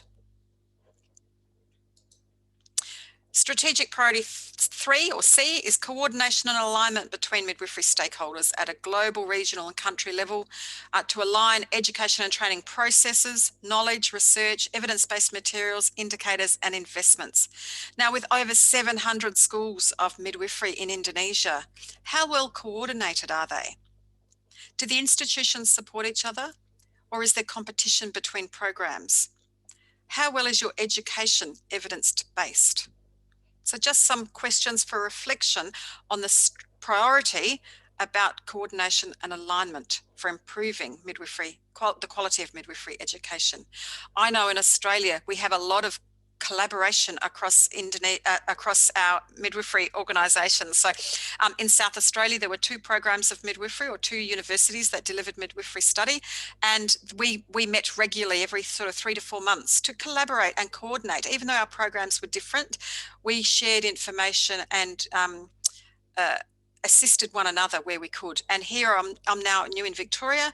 There's a Victorian group called MIDAC, which is the Midwifery Academics of Victoria, and they meet monthly to talk about collective problems and collective problem solving and sharing resources and information and supporting each other to make good quality midwifery education across our state for all of the students, not just for those enrolled in our own individual programs. So the 7-step action plan to strengthening quality midwifery education, I won't go through all of the steps, but certainly it's about acting, monitoring and review. It's a cyclical accountability cycle, if you like, an action cycle, and it's what's written about in the World Health Plan, which I'll highlight on the last slide at the end. So each step takes place and you want regular time-bound evaluation of all those processes to ensure you are producing a quality education program. So if I was doing a brainstorm about what midwifery students need to know, these are some of the things, and it's not an exhaustive list, but these are some of the things that I need to make sure go into a curriculum. They need to know about mental health, they need to know about ethics, research methods, law, clinical reasoning, the social and political situation of midwifery in the countries where they might be practicing. They need bioscience, pharmacology, cultural safety, clinical skills, etc. So there's a huge range of things that midwives need to learn. Another way to look at it is the framework, which Dr. Emmy has already presented to you. So that's fantastic. So if you think about midwives meeting the ICM competencies to practice to the full scope of midwives, they need to be able to practice within the blue bounded box. So midwives don't need to do the medical obstetric neonatal services. That's where we refer to our medical colleagues and work together collaboratively in teams to ensure the safe outcomes for women and their babies. But you can see there are plenty of things that midwives need to learn, and it's not just practical skills. They need to learn organisation of care, they need to learn values and philosophy and things about provision of care, working in teams, divisions of roles and responsibilities, and managing of resources. So, this requires much more than education being limited to a focus on specific tasks and obstetric emergencies. It needs to include knowledge, understanding and skills in organising care, providing continuity across communities and facilities, and ensuring values such as good communication, respectful care and tailoring care to individual needs. And these things were addressed by Dr. Emmy. So The World Health Organization also came out with innovations and radical thinking. I'm going to skip past these very quickly, but ultimately it's rethinking the evidence-informed education and training. What is it we need to deliver? How best can we do it? Should it be done in teams? It needs to be creative, flexible, online, etc. They talk about engaging women and communities in the education program. How many consumers do you have on your strategic advisory boards? Okay, so that's something in Australia we have to do. We have to have women on our strategic advisory boards for our education. And then, of course, strengthening the education faculty to international standards. That was identified at the very beginning that, you know, some of the educators don't have the skills or resources in order to be able to teach to those international standards, which is worthy of needing consideration. So how did we do all this in a pandemic? You know, the pandemic came on pretty darn fast. I know it sort of, we heard about it in January. It sort of heated up a little bit in February. People were starting to get a bit worried about it, was starting to reach Italy, etc. And then suddenly the global pandemic was announced on March the 11th by the World Health Organization, and all countries went into different strategies, different health directive strategies to manage the situation. So if we think about midwifery practice, so midwifery educational theory, if I, oops, sorry, that's my little mouse going a little bit crazy, into two different sides. So, you know, we had a very rapid shift of all education, theory education in Australia to being online learning. Students were blocked from coming on campus of the university unless it was for clinical simulation. Even then, it had to be socially distanced. So the education, you know, that theoretical education, my challenge is, have you created collaborative learning, or are you expecting students to learn independently? People learn better in collaborative peer groups where they work and learn together. You need to have facilitated learning discussions. Or is it that you're only using self-directed things, expecting the students to manage by themselves? We learn socially, and we need to think about that when we're adapting our theoretical learning to an online environment in a pandemic world. In Australia, midwifery clinical placements were completely upturned. There was constant change almost every day. There was different regulations or restrictions placed at different institutions. The universities didn't know what the health services were doing. The health services didn't know what the universities wanted. The Department of Health were putting limitations on that. So there was a sudden limited opportunities for students. The social restrictions restricted the number of people in spaces like consultation rooms, in the birthing rooms. Social distancing of 1.5 metres was considered mandatory in Australia, and things like resources, personal and protective equipment, was deemed only necessary for the essential health workers. And in some health services in Australia, students were deemed non-essential service. So as educators, we need to focus on ensuring students meet the curriculum requirements, and that we require creative and innovative strategies to address these. In Australia, as I said, many students were blocked from attending antenatal clinic appointments. So therefore, you know, a minimum requirement of their graduation was 100 antenatal episodes of care, but also the completion of 10 continuity of care experiences. They were dependent then on having to make use of telehealth and follow-up phone calls, and increased written reflections as implemented strategies in order to be able to meet those minimum standards or the requirements. Certainly there was an increased use of simulation, which is what we'll progress to over the coming sessions, to reduce clinical experiences. However, I cannot impasse enough that it's not okay to use simulation as a complete replacement. Simulation is a contrived and controlled environment, and it can be good, but it does not replace real clinical practice. Some of the ways in which, and even some simulation are challenged in the social distancing and social restriction requirements. So I've got a slide there of a Perspex screen of two people either side of the Perspex. That is how some of my midwifery colleagues have got around teaching skills where you need to be close with the learner, such as doing abdominal palpation or vaginal examination. They've been using Perspex screens over the top of the simulation models so that they could get close to the student and assist the student's hands without being close through sharing droplet environments. So it's important to find ways to continue education during pandemic, otherwise it will halt the workforce pipeline. And if we don't continue that pipeline, if we don't graduate our existing students, we're not going to have the workforce to manage the health system in the coming years, particularly if the pandemic persists. So now more than ever, we need to be considerate of other considerations for the students, such as stress and anxiety, but not only in students, but women and midwives in which they work with. Everyone's under a significant amount of pressure. So if we recall Karina's findings, that things that already need to be improved is midwifery teaching and learning of theory, but also those midwifery clinical experiences. So we're at very challenged of how we might do that. I know I'm running out of time. I've probably got less than 5 minutes left. Farida, I'm on the clock. I'm just giving you a heads up. This is unpublished research. Yeah, unpublished research. But we've done a two-phase cross-sectional study across 5 cohorts of healthcare service users and providers, and this is the outcome of the students. So students found communication from hospitals and universities was confusing and inconsistent, and they often relied on the mass media and their other peers to remain updated. Well, that's not a sustainable way to communicate to our student cohort. The move to online learning was isolating them from their student colleagues, and it made it difficult for them to remain engaged with their learning. We need to think about that. How can we actively engage students in online learning better and foster their belonging to their peer group through different kinds of activities that engage group learning activities, even though it's in an online environment? Within the clinical area, students felt expendable in terms of their value and contribution, which was reflected in ways, sort of if you're not provided the essential equipment to be able to do hands-on care, of course you then don't feel valued.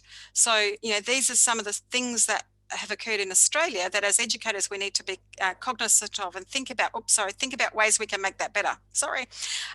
They've also witnessed reduced midwifery care for women, which increased the student emotional burden, and they also had additional household burdens such as financial concerns with the added student load and having to work from home, homeschool their children, be in isolation, etc.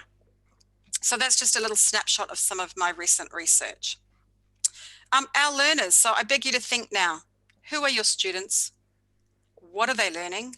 Why are they learning it? How are they learning it? And how has the pandemic affected that learning? How can we make their learning experience better? So teachers can make a significant difference in outcomes for learners by establishing supportive learning environments, whether that's online or in person, encouraging positive class climates and respectful interactions among peers, and developing an effective learning environment for learning, whether it is in person or online. The educator selecting the teaching method is the one who needs to consider the fit of that method with the learning objectives, the learner, the teacher, and the available resources. So it's up to you to design effective teaching practices. So of these, the single most critical aspect of choosing a teaching method is judging the fit for the method of the intended learning outcome or objective of the activity. I'm going to skip very quickly over what midwives need to learn because I think we all know that.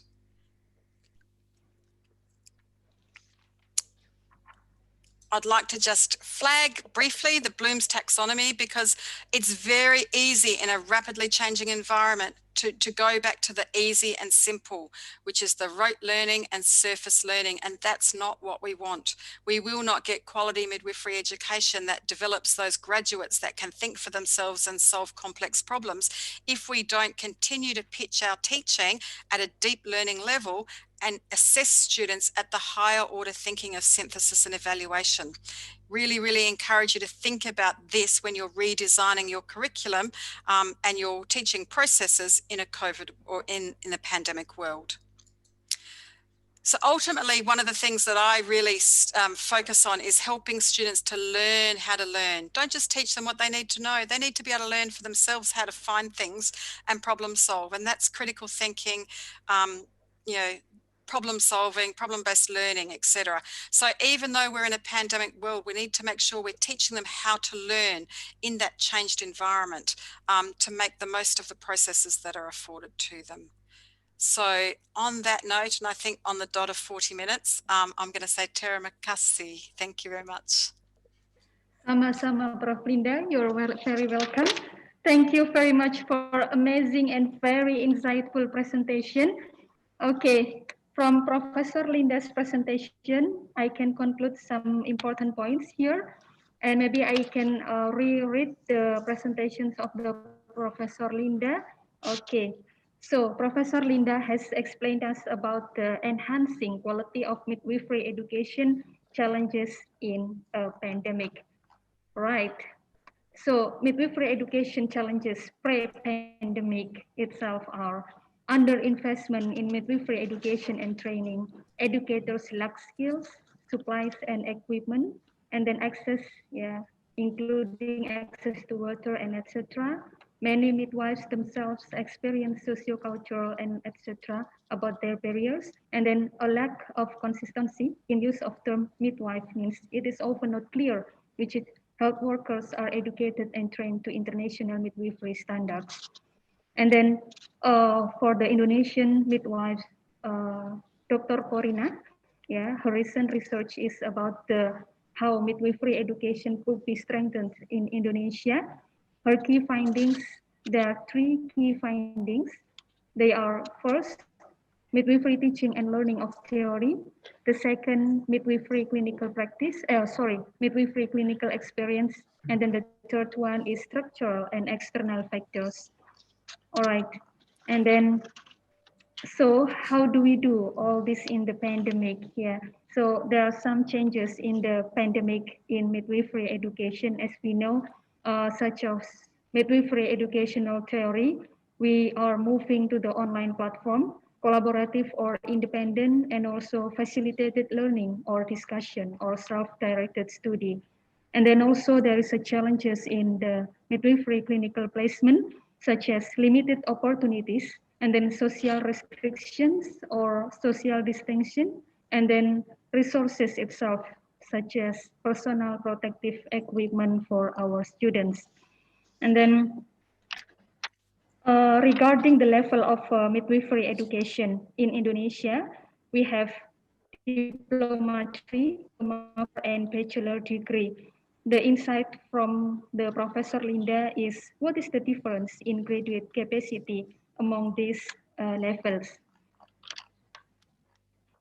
And then also ICM state the 3 pillars as UM has stated before. They are education, regulation, and association. Besides that, ICM also has triennial strategy 2017-2020. It's about quality, equity, and leadership. All right. And Professor Linda has said that simulation is good in midwifery education, but we need to be aware because it doesn't replace the real clinical practice.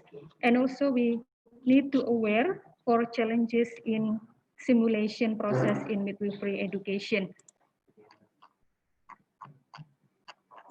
All right, some points our learners is about who are your students, yeah, what are they learning, why are they learning it, how are they learning, how has the pandemic affected education, and how can we make their learning experience better. So these points, we need to consider it and we need to reflect it to make the better quality education, midwifery education, particularly in Indonesia. Baik Bapak dan Ibu sekalian, Profesor Linda baru saja menjelaskan tentang topik mengenai bagaimana meningkatkan kualitas pendidikan kebidanan, khususnya kaitannya dengan tantangan-tantangan dalam masa pandemi. Baik, seperti yang telah dijelaskan beliau sebelumnya, bahwasanya sebelum pandemi, sebenarnya pendidikan kebidanan sudah menghadapi beberapa tantangan.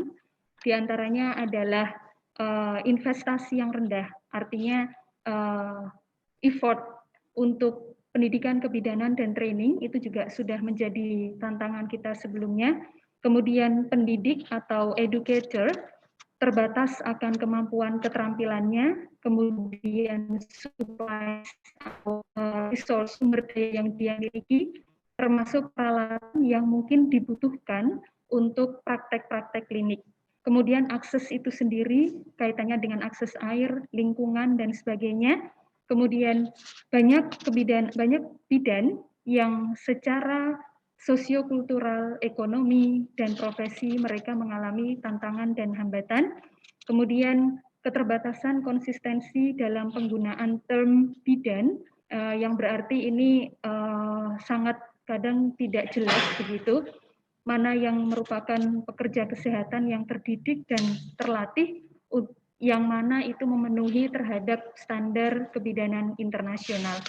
Baik, dan juga ada studi yang dilakukan oleh sejawat kita dari Indonesia. Beliau meneliti bahwa terdapat 3 kunci utama untuk meningkatkan pendidikan kebidanan di Indonesia. Di antaranya adalah pendidikan kebidanan dan juga bagaimana teori pembelajaran yang digunakan. Yang kedua adalah praktek klinik kebidanan, pengalaman klinik kebidanan. Dan yang ketiga adalah faktor-faktor struktural dan eksternal yang juga perlu diperhatikan. Baik, kemudian bagaimana perubahan yang sudah kita lakukan selama masa pandemi, di antaranya adalah bagaimana kita mengalihkan pendidikan kebidanan dari yang offline menuju online, kemudian kita mulai berupaya untuk kolaboratif atau independen, kita mulai memikirkan ke sana, kemudian bagaimana kita memfasilitasi apakah kita bisa diskusi atau self-directed, artinya belajar secara mandiri. Kemudian bagaimana juga kaitannya dengan placement atau penempatan mahasiswa di praktek klinik, mengingat keterbatasan kesempatan, kemudian ada pembatasan sosial dan adanya social distancing, serta sumber daya yang perlu kita pikirkan, yang paling utama diantaranya adalah ketersediaan APD. Prof. Linda juga menyampaikan beberapa hal penting, diantaranya beliau sempat menyebutkan adanya perbedaan jenjang di pendidikan kebidanan di Indonesia, dan beliau tadi sempat meminta kita untuk merefleksikan bagaimana perbedaan kaitannya dengan kapasitas lulusan, kaitannya dengan pedoman atau arahan daripada ICM maupun dari National Standard. Baik. Kemudian beliau tadi juga sempat menyinggung terkait dengan simulasi. Simulasi itu baik dan mungkin bisa menjadi solusi pada pandemi ini.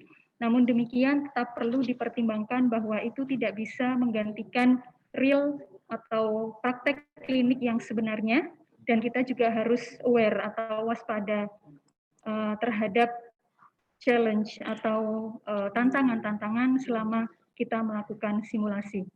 Alright. Thank you again, Professor Linda.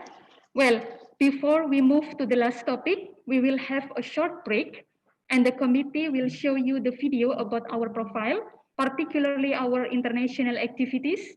So please, committee, to show the video.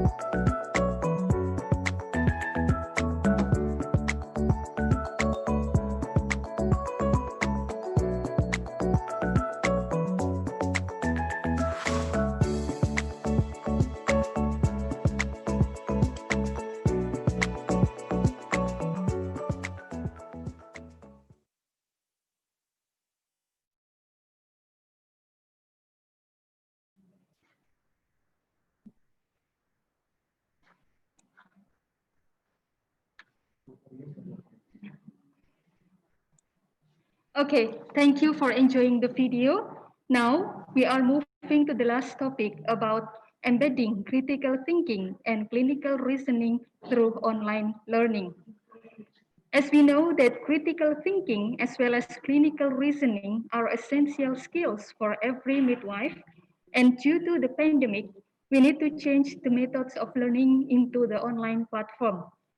But the concerns raised is the online learning effective to embed these skills to midwifery students?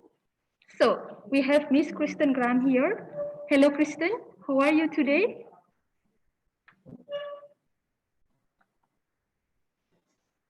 All right. Before Miss Kristen. Okay. Thank you. All right. Before Kristen presenting her topic, let me introduce Kristen by showing and presenting her brief CV.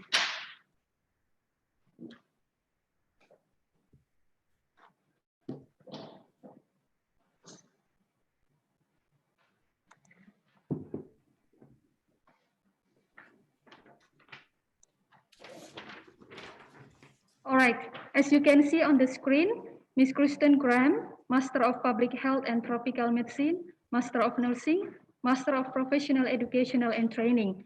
She is lecturer in Midwifery and Nursing, College of Nursing and Health Sciences, Flinders University. She has so many working experiences, as you can see on the screen, and she also Australian College of Midwives, and then she also a member of Australian Collaborative Education Network. All right. Ms. Kristen has published many publications, and her recent publications, as you can see on the screen. Right. Ms. Kristen, you have 40 minutes to present your topic. Time is yours. Lovely. Thank you very much. Selamat siang, everybody, and it's lovely to be here. Thank you so much for the warm welcome from Erlangen University. And it is an absolute pleasure to be part of this because we've had a long relationship with Erlangen University and other colleagues around Indonesia. And it's just a pleasure to be able to be part of this and to continue the relationship between Flinders and Erlangen Uni.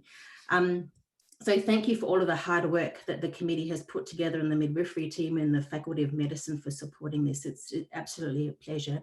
And thank you for UNFPA to support this as well. So it is just wonderful to see. So I will just share my screen and we'll get started.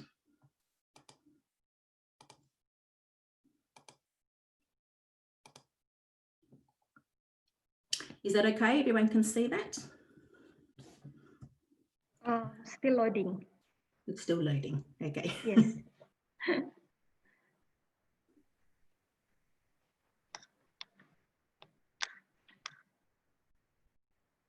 that okay now? Not yet. Oh, it's a big file. So, okay, yeah, it's just now. Yeah, we can see it. Okay, fantastic. Thank you so much. So my presentation today is about embedding critical thinking and clinical reasoning skills into online teaching. And certainly the COVID-19 pandemic is going to have the positive impact that we are going to be experts in online teaching. A lot of us already embed that into our curriculums, and we may have it as part of a blended learning approach. And there are some places around the world who do have nearly fully online programs. But certainly, you know, in this time, we've had to move online. We just haven't had the choice. And so it's a tremendous opportunity for us to figure out how to do it really well and to share some of these experiences with each other to find out what works, what's innovative, what actually enhances students' learning, enables them to develop those really important professional midwifery skills so that they're ready to move into the workplace. So just a little bit of background about me. I'm also from Australia. I'm actually in Adelaide, which is sort of in the middle of Australia, down the bottom. And I work with Flinders University. And my last day actually is tomorrow with them. I'm going to continue to be an associate lecturer with them. But I'm going to move more into the things that I absolutely love to do, which is to support midwives internationally. And so I'm really excited about where the future might hold, but I'm looking forward to continuing this relationship with Erlangen University. So I'm in Adelaide. We haven't been quite as impacted as poor Linda in Victoria in terms of COVID-19, and certainly Indonesia, parts of Indonesia. We are quite a small state and we've got quite a lot of space. But certainly our students have been impacted by, like Linda talked about, having placements cancelled, not being able to follow through women who they were supporting as continuity of care experiences. But we don't have the same level of lockdown here, and services are starting to open up again, and so I don't have to wear a mask here. But we certainly are still very careful about social distancing, and I just thought I would pop up this message that is, you know, telling Australians to make sure we keep our distance and saying it's about a kangaroo length apart. So I just thought that's something very Australian. We have, as I said, a very long relationship with Erlangen University and our other partners around Indonesia. So any of our alumni who've been to Australia, who we've met through the Department of Foreign Affairs and Trade Australia Award Fellowship Program, a shout out to all of you and a big hello. But we've had, 3 workshops that have been funded by the Australian government, and it's fantastic. And this is one of our cohorts from 2016, I think these guys are from. And it's just been tremendous. And I have been blown away by all of our alumnus' ability to just take everything that we have all worked on together and just run with it. And this is certainly part of it. And for the School of Midwifery to be recognised as a centre of midwifery education excellence is absolutely tremendous, and I congratulate you all on the wonderful work that you have done to promote midwifery education in Indonesia.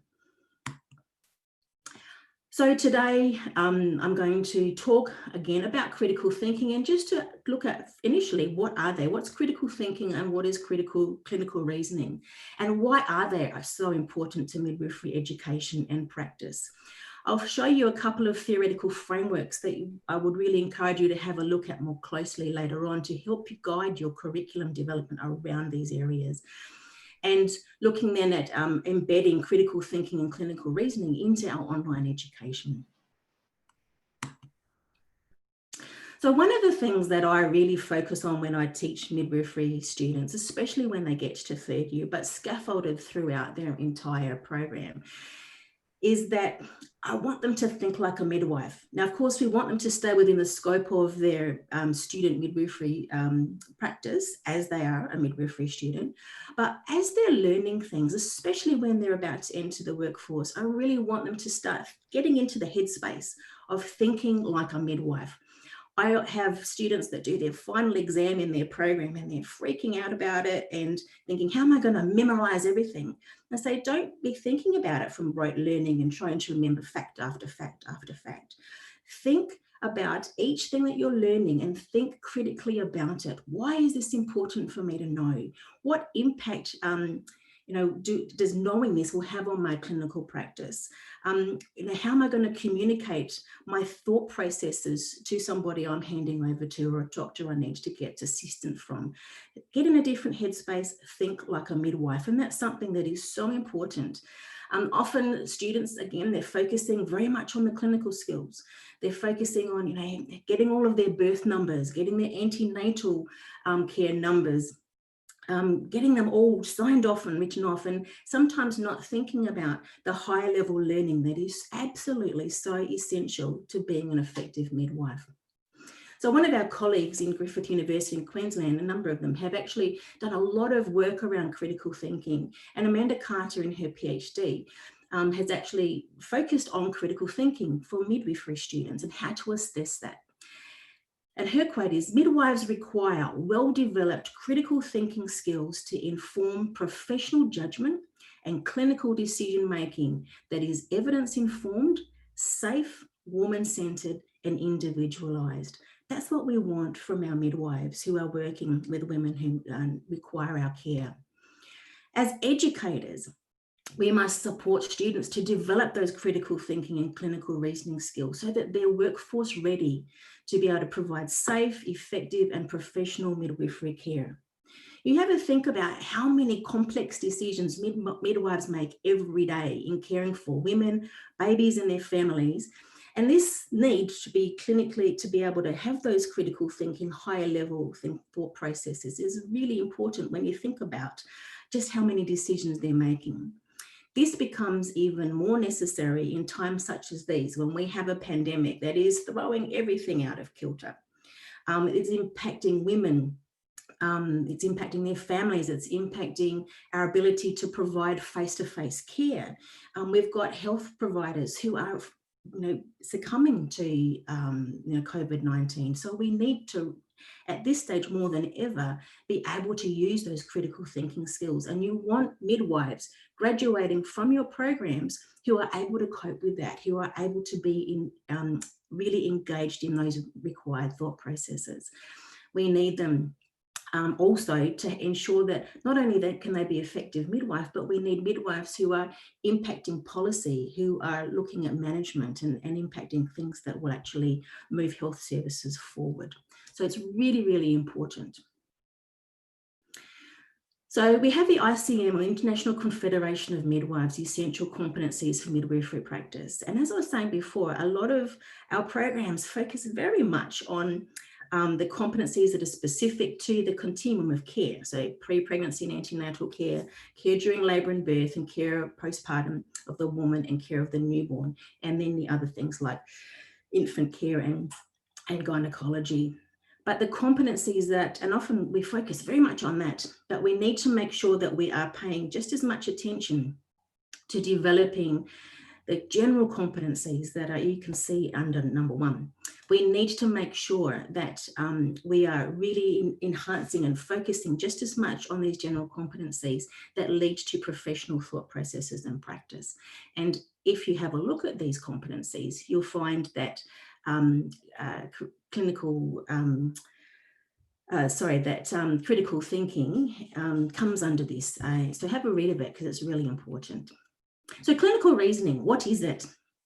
So we'll start on that first. Clinical reasoning is the process by which health professionals, they collect cues, process the information, come to an understanding of a problem or a situation, plan and implement interventions, evaluate outcomes, and reflect on and learn from the process. So it's a cyclical process rather than a linear one. And it is very much dependent upon a critical thinking disposition. Now, you'll often find that people sort of use clinical reasoning and critical thinking sort of together. They just seem to be used interchangeably, but they are slightly different. So critical thinking, on the other hand, involves in-depth and higher order thinking about which facilitates knowledge development, contextual decision-making, problem-solving skills, and analyzes situations from different perspectives. So it's a thought process, it's a cognitive thought process. Critical thinking processes include reflection, which midwifery is really focuses on. We have reflective practice in midwifery is so important, and it's something that we embed into our curricula at every level and every stage.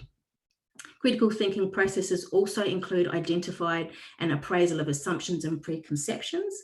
So really thinking about, what assumptions am I actually making? Do I have any preconceived ideas about how things should be? So identifying those and taking that into consideration with our decision making.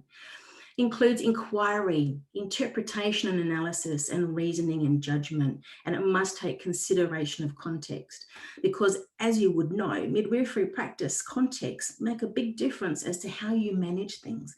I've worked around the world. I've worked in tertiary hospitals here in Adelaide.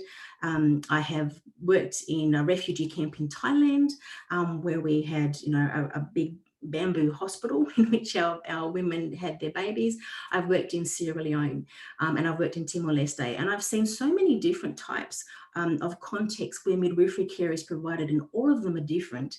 And the level of care, the availability of resources is very different. And so the decision-making processes needs to be done differently. We really need to focus on critically thinking about what is appropriate in this specific context.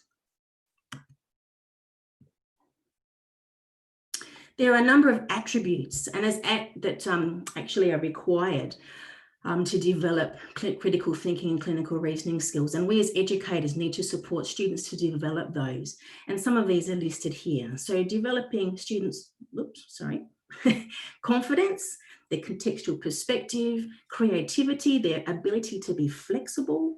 We're trying to promote them to be inquisitive, and actually wanting to learn and find out things. We want them to ensure they have intellectual integrity, that they're using their intuition, which is such a powerful thing in midwifery. How often do you hear about the midwife just going, oh, I just have a feeling, and acting upon it and it being the right thing. They really, that intuition in midwifery is so important, and it's something that you learn over time. Maintaining open-mindedness, persevering, and reflexivity.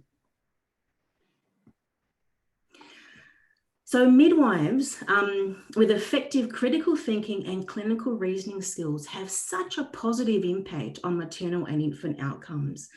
It is so important, and both Dr. Emmy and Linda have really focused and honed in on the importance of midwifery to maternal and neonatal outcomes around the world. It's so important. So if we have a workforce that is really engaged, and have those higher level skills of critical thinking and clinical reasoning, it makes a massive difference. Conversely, those with less developed clinical reasoning skills often fail to detect impending deterioration, which results in a failure to rescue. I've worked with midwives around the world who have incredible midwifery clinical skills and who are absolutely committed to supporting women and their families and go above and beyond, and yet have often very limited critical thinking or clinical reasoning skills. So for instance, when I worked in a refugee camp, I came across a mother with a baby. She was waiting in the waiting room with about 50 other women and their babies for a weight check. And this baby was really, really tiny. So he looked like a little premature baby in terms of how big he was, but he had a really old man's face. And so I asked the mum, and I said, is your baby premature? She said, no, he's 3 months old. So I said, okay, well, come with me. And we weighed the baby, and this baby at 3 months of age weighed less than he did at birth. Mum was having difficulties breastfeeding, but the midwives, I looked at the records, the midwives every week had weighed the baby and diligently written in the weight, but they hadn't critically thought about, well, what does it mean? The baby, they can lose weight in the first, week to 10 days, and then they will start putting it back on. They shouldn't continue to lose weight. And at 3 months, they definitely shouldn't weigh less than what they weighed at birth. So they were very diligent, but not making the connection and not acting upon the findings that they had. And so that was something that I really worked with them on is, okay, if you find something, think about, is this normal? And then act upon it. So competent midwives, they perform clinical reasoning on a daily basis. We do it all the time, make so many decisions. And we require that clinical reasoning process for accurate diagnosis, appropriate treatment, and appropriate management of complications. And the need for such midwives with these skills is so important in midwifery because so many midwives work independently and are autonomous practitioners. And we have so many midwives who are actually working in rural and low resource environments where they don't have a doctor that they can just buzz and there they are, within a couple of minutes. They need these skills. It's absolutely essential.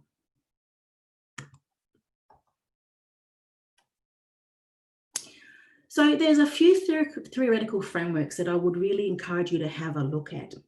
And the first of which is a clinical reasoning cycle. And there's, some resources that you'll find online, and I do have the references at the end of this particular PowerPoint. And Tracy Levitt-Jones and her partners actually worked to pull this together. And this one actually comes from a textbook, this particular document, Clinical Reasoning, Learning to Think Like a Nurse. And so you can see that it is a cyclical process. It's not linear, but we will often start up here, considering the patient situation and rolling through to collecting cues and information and processing that information, identifying problems, establishing goals, taking actions, evaluating outcomes, reflecting on the process and new learning, and then going back to consider the patient again. So it's something that's ongoing. And this next particular slide shows you a little bit more about what that actually looks like. So you can see here that if we're to consider the patient, well, we're going to describe the context, the objectives, or the people, or the facts that we have. When we collect cues or information, we're going to review the information we have, gather new information, and we're going to recall knowledge, because we teach physiology and pathophysiology, we teach epidemiology and pharmacology. It's all important to midwifery. And so recalling that knowledge and applying it, to the decision-making process and clinical reasoning process is so important.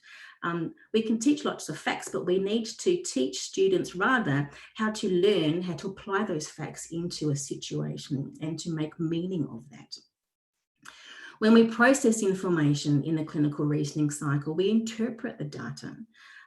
We compare normal versus abnormal. We discriminate and say, okay, what's irrelevant? What don't I need to worry about? Or we look at gaps that might actually be need to be filled with other information. We relate, we infer, we match, we predict. There's a whole bunch of different things that I will allow you in that, like I really encourage you to have a look at yourself later. We then synthesize those facts through identifying problems. So we go, all right, well, this is all the information that I have available to me. I now need to synthesize these and actually come up with what is the problem, what is the issue that I now need to develop a goal to manage this. So describe what is happening in establishing goals and taking a course of action based on all of that process that's just to come before then, and evaluating the effectiveness of those actions against what has happened. So has the situation improved? And then, as I said, reflection is so important. Contemplate what you have learned from this process and what you could have done differently and what you might do next time. And I certainly have learned a lot over my almost 20 years of being a midwife and 30 years of being a nurse.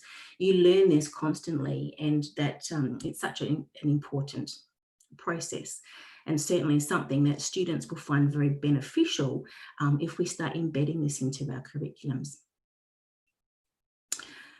There is then a conceptual model of critical thinking in midwifery practice, which Amanda Carter has developed through her PhD, and I cited her earlier.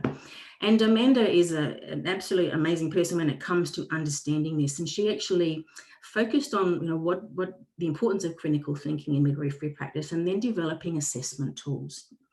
So her framework here, you can see that you've got the foundations here at the centre. So they've got woman-centred care, the woman in the middle. And the model is based on the philosophical frameworks of the normalcy of pregnancy and birth. Midwifery care as being holistic. Midwife and women in partnership, care and decision-making always needs to be evidence-based. And then from here, you've got 4 phases and 12 elements of assessment of critical thinking. So if we have a look here, we start off, we look at reasoned inquiry. So looking at the best sources available, best sources of evidence that are available, critically analysing and contextualising evidence and exploring options and examining practices, moving around to facilitate shared decision-making, exploring women's preferences, incorporating woman-centred care and negotiating care, and that's focusing on partnership with the woman. Evaluation again, so evaluating own practices, identifying improvements, initiating professional dialogue. Part of midwifery is all about mentoring and working together, learning from each other. Storytelling is such an important part of midwifery. And so that's part of our professional dialogue. And then exploring context again. So undertaking self-appraisal, seeking root causes of a problem. So it's a process, and you can see there's quite a lot of commonality between the two critical thinking frameworks and this one as well. So these are some of the questions. Amanda came up with a couple of different assessment tools, one for students to self-assess themselves, to see, am I actually thinking critically in the care that I'm providing? And so these are some cues, that really get them to think about it. She also then has another assessment tool that a midwife or a preceptor can actually undertake for the student and give them feedback, and then they can align the two. And so here you can see, just questions that are great. Have a think about this yourself. I was reading through this and going, oh, okay, I'm really getting to think about what is critical thinking actually involve. So I use evidence to plan care according to the women's individual circumstances. I have instinct, like I often instinctively know what type of care is right for that woman. I consult resources. If a problem arises when caring for the woman, I try to seek the root cause. What is actually causing this issue that may have arisen? I look at multiple solutions. I apply knowledge from past experiences to what I'm trying to work through now. I address my limitations. I evaluate my practice and its effect on women and others. I debrief. I adjust my practice based on the feedback from women and midwives whom I'm working with. And I question those unwritten rules in midwifery practice that are not evidence-based. One of the things that we often really try to work with students is you're going into a culture of midwifery in a particular hospital, and sometimes you start to learn some of these little things that other midwives do with lots of experience, little shortcuts that actually can be dangerous for somebody who is very new to midwifery. They don't know which shortcuts are safe, and we shouldn't actually be teaching those anyway. We should be making sure that everything we do is evidence-based.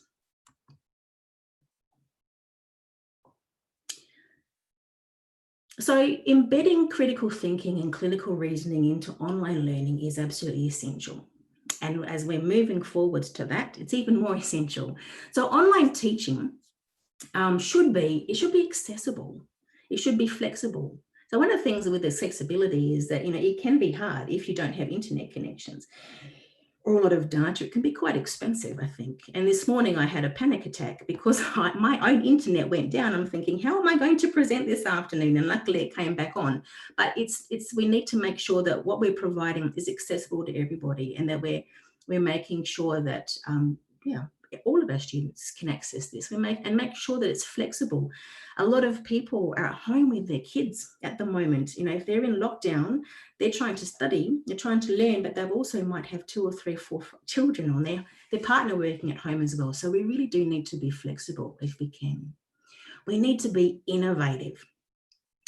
The sky is the limit. There's so many things that we can do online. And so really learn from each other, find out what other people are doing and get creative. It needs to be interactive. There's nothing, even though you're actually just listening to me we're not having an interactive section because of course we can't, we've got over 6,000 people involved. But if you can interact, with your students, if you can have them interacting and having discussions, it makes their learning come alive. It makes them motivated. They want to actually be there online. They're not just sitting there, looking at Facebook on their phone whilst you're trying to talk to them. You need to make sure we scaffold it appropriately. So starting, a first year student, their needs, what we're going to teach them is going to be quite different to somebody who's about to graduate. And so when it comes to embedding critical thinking and clinical reasoning, think about where that student is at in their learning and what practice have they actually had already in the clinical environment? What theory have they already had? And how do you make that into something that helps them to develop critical thinking and clinical reasoning skills, and then keep building on it. So by the time they graduate, they really are, it's just part of their thinking. It's just part of the way that they do things.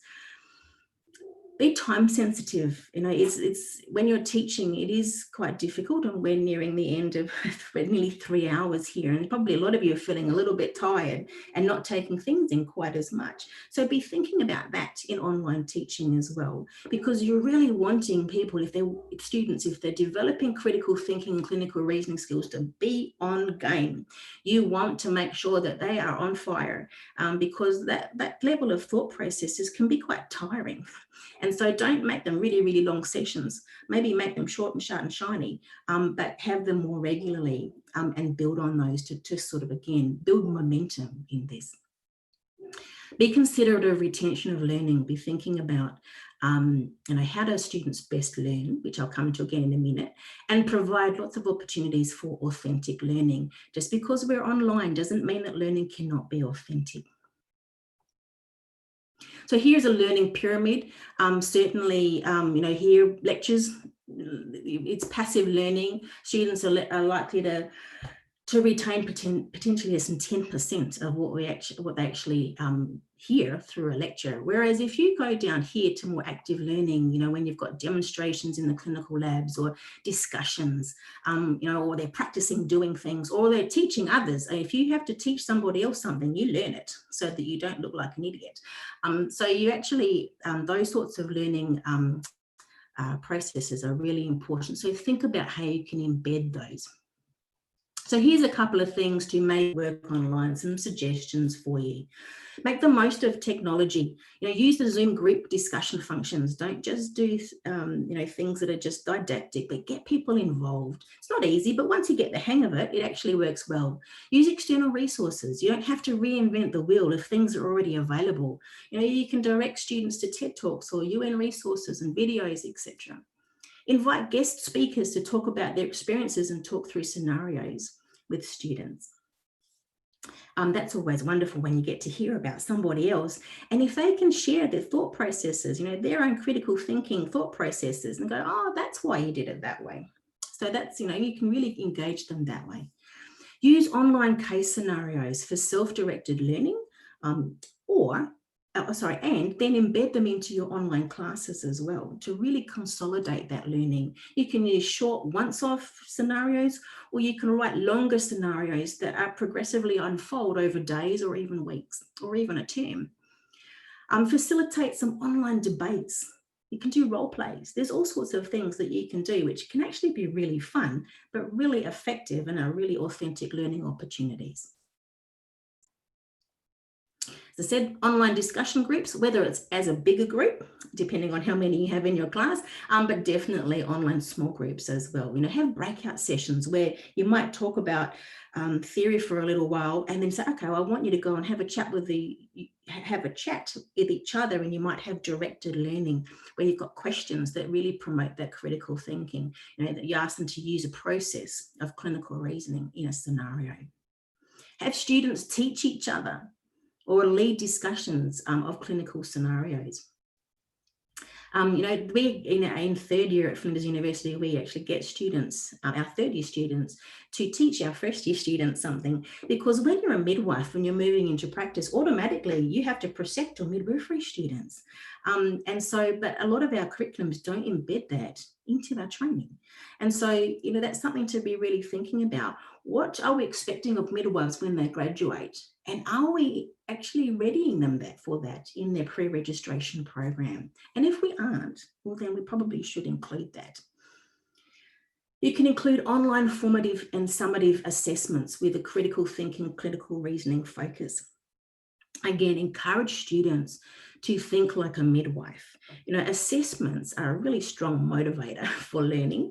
And so, really embed that. And it might just be online quizzes, or it might be activities embedded into a module, or, pre-readings that before an online session, and you've got some questions that you want them to think about in readiness for discussions you're going to hold online.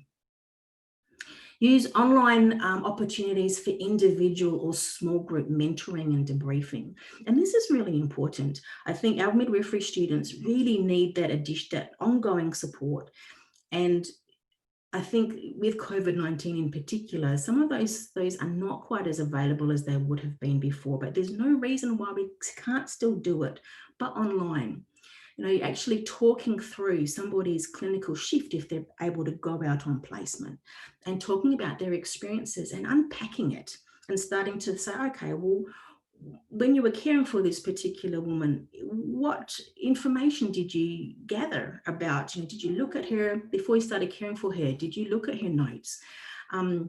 Did you talk to anybody? Did you talk to her about, her own experience of pregnancy, for instance, or any arising issues, and follow that process around right through to reflection, so that they can process who they are. And you can also use online clinical lab sessions. Now that might sound strange. You go, Kristen, no, we can't use online clinical labs, but you can. In South Australia, we actually are able to have students coming into the labs. We use social distancing. And if you come into one of the later modules, we'll show you how we do that. But you can still even do it online. You could pre-record or you could live stream teaching from the labs. You could demonstrate clinical activities. Or if you wanted to, you could develop a scenario where you yourself are in the clinical lab with maybe one of your colleagues, and you go through a scenario, and the students, once you provide them with bits of information about critical thinking and enable that clinical reasoning process to unpack, they can actually direct what you have to do. You could say, okay, well, what do I do next? This is the situation. Tell me what I need to do and I will do it. And so there's different ways that you could actually do that through online processes. And sometimes all you need is an iPad or a phone to be able to stream that online. So talk to your IT people about what's possible, because there's certainly lots of things, and just be creative, think outside the box. Oops.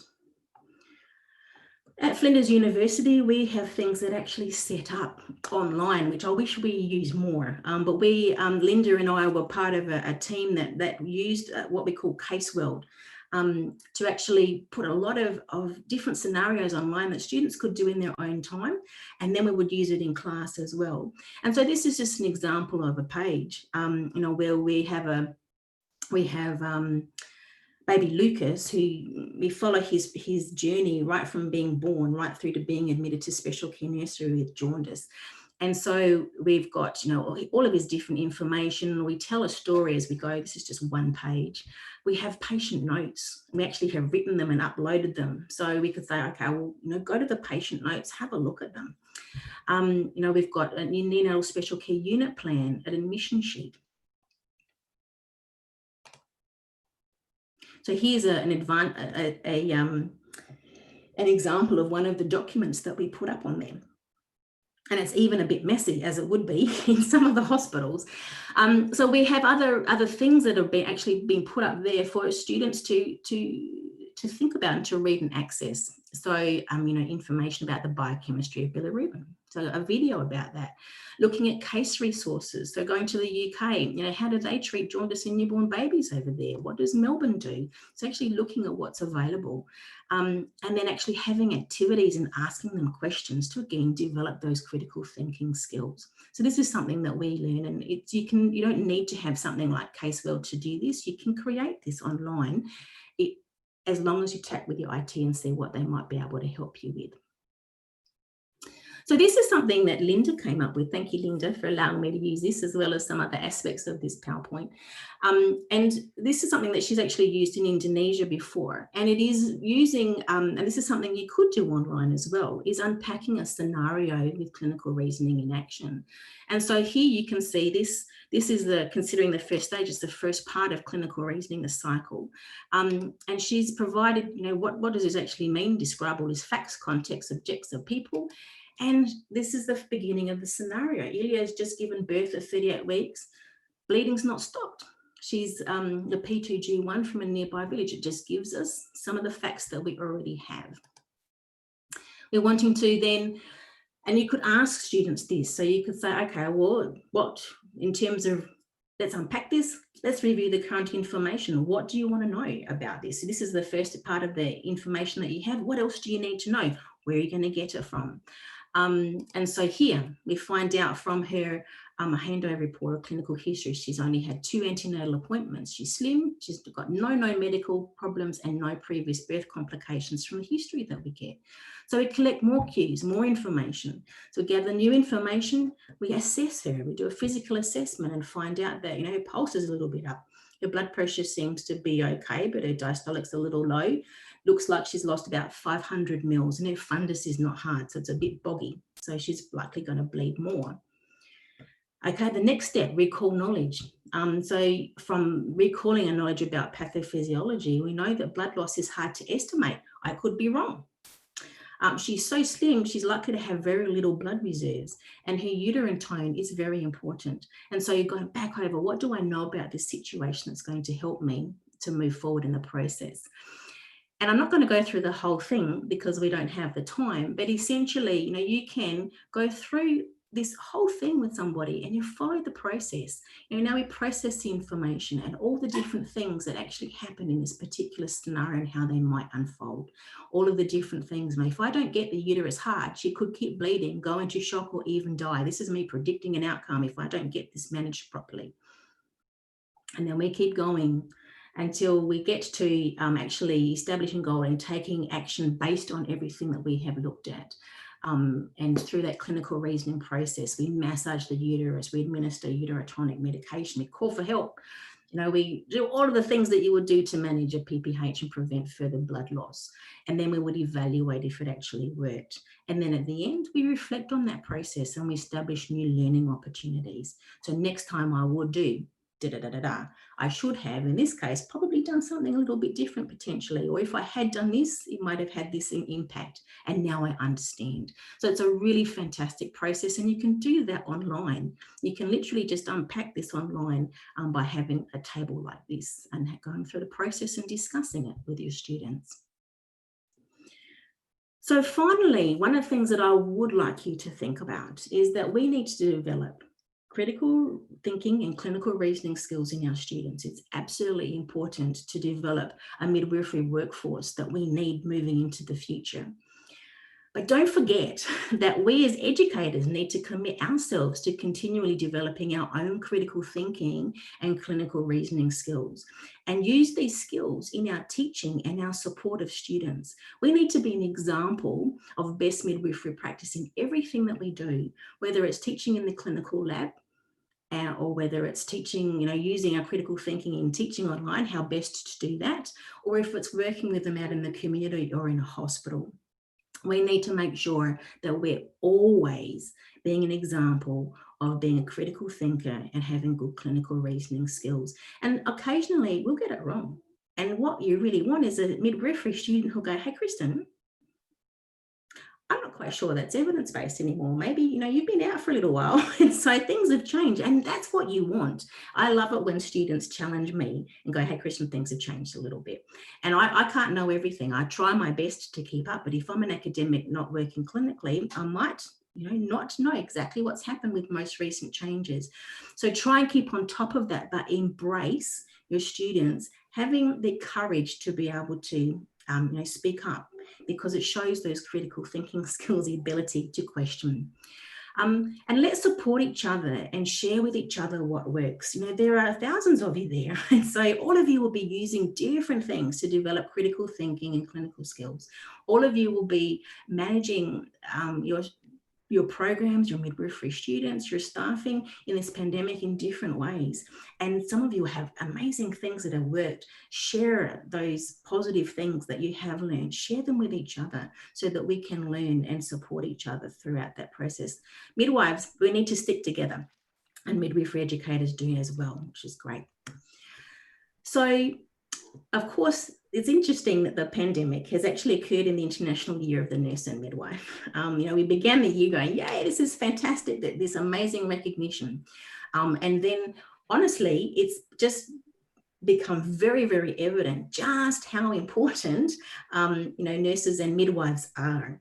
And it's time to recognise, the World Health Organization, as you can see here, it's time to recognise the critical contribution nurses and midwives make to global health. Midwives are so important to maternal and newborn health around the world. And now more than ever, the world needs us. Now more than ever, the world needs skilled midwives to respond in crisis and be leaders in improving health. We are needed as educators more than ever to equip them for the task. Excuse me, Kristen. You have 1 minute left. Oh, I have finished. Thank you. Thank you. Now we'll stop share. These are some references if you would like to take them down and maybe take a picture of them if you're interested. But there is a lot out there. So please, I really would encourage you to have a look and see how you can embed that into your online teaching.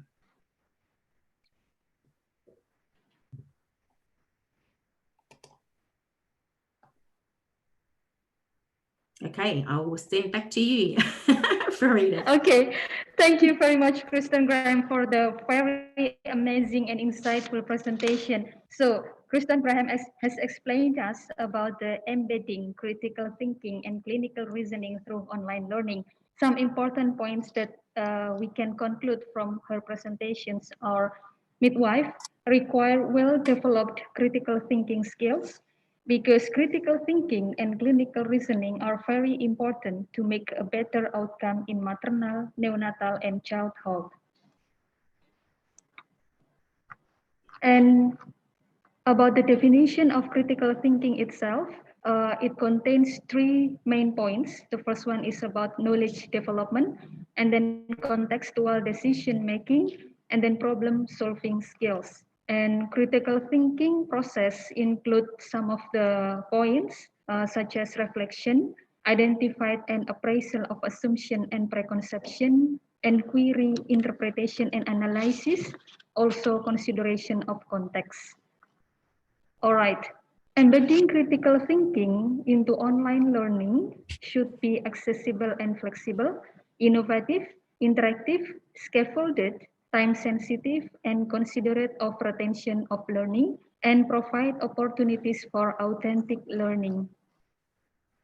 Such activities that we can do in online platform, such as online group discussions, and then maybe online clinical lab sessions, also online individual or small group mentoring and debriefing. All right, Kristen has also explained us about charter assessment of critical thinking, and then she also gave us the example of clinical reasoning in action through online platform. All right, baik Bapak dan Ibu, Kristen Graham, speaker kita yang terakhir telah menjelaskan materi mengenai bagaimana menanamkan kemampuan berpikir kritis dan clinical reasoning, ya, atau bagaimana rasional atau alasan-alasan ilmiah ketika kita melakukan praktek klinik melalui online learning. Jadi setiap bidan itu membutuhkan kemampuan berpikir kritis yang baik, karena berpikir kritis dan juga clinical reasoning yang baik tersebut bisa meningkatkan outcome atau luaran dari maternal, neonatal, and child health. And then untuk critical thinking itu sendiri mengandung 3 komponen penting. Yang pertama adalah knowledge development atau pembangunan atau pembentukan, peningkatan pengetahuan, kemudian pengambilan keputusan yang bersifat kontekstual, kemudian kemampuan untuk memecahkan masalah. Kemudian proses dari critical thinking itu sendiri ada refleksi, kemudian mengidentifikasi dan mengapresiasi dari asumsi dan prekonsepsi, kemudian ada pertanyaan, interpretasi, analisis, kemudian ada rasional di balik tindakan, dan juga ada keputusan, serta pertimbangan-pertimbangan yang itu terkait dengan konteks asuhan.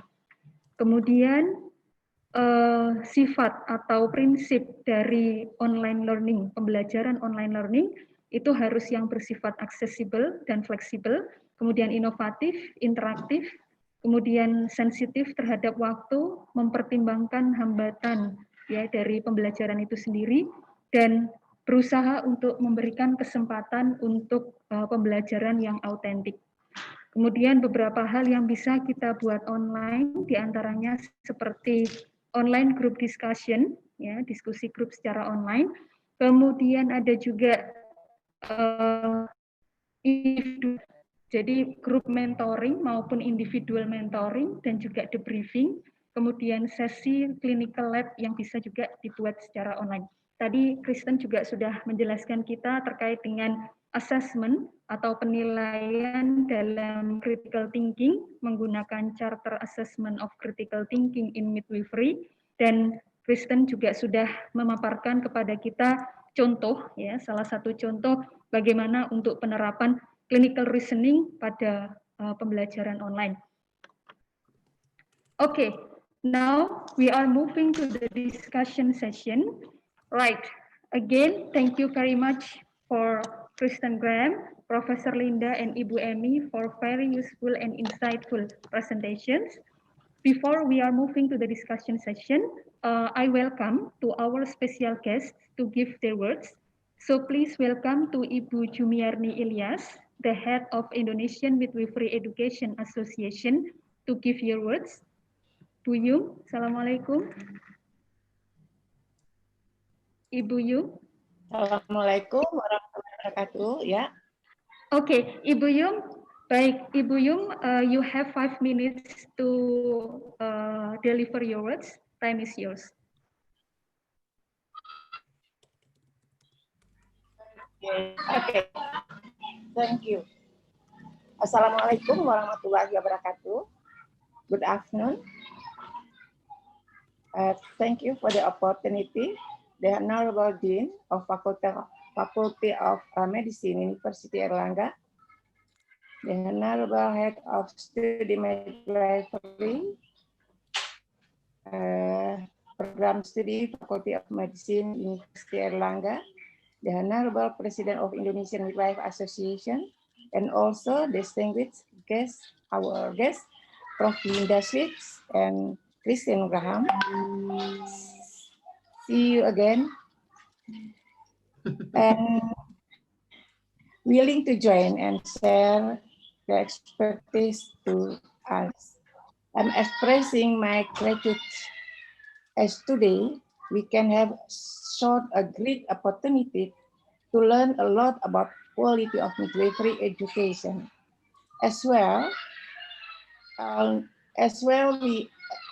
we all know, bachelor professional program has become emerging and needs in order to produce a qualified midwife workforce. What I can stress here, as we have heard together from the expert just the moment before, that what should midwifery education look like, how we deliver, and why would we need this program, should be the things to consider above all.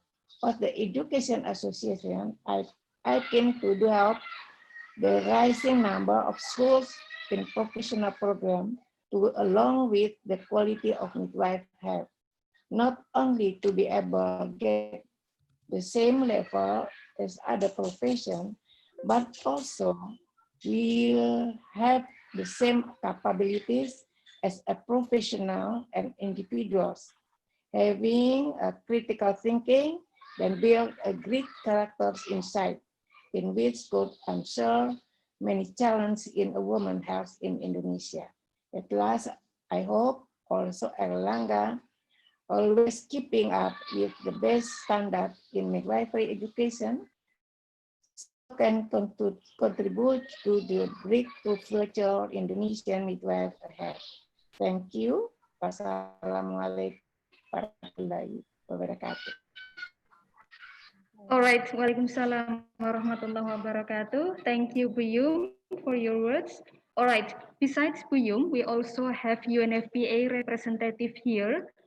So welcome to Ibu Ima or Ibu Elvira to give your words. Selamat sore, Ibu Ima atau Ibu Elvira, representatif dari UNFPA. Ya, selamat sore. Suara saya bisa terdengar? Baik, terdengar dengan jelas, Ibu Ima. Silakan Ibu Ima menyampaikan. Ada 5 menit. Baik. Thank you all for the Faculty of Medicine of Airlangga University. Thank you, Ibu Dr. Nimade Martaniasi and Dr. Budi Prasetyo and other colleagues who arranged this important webinar.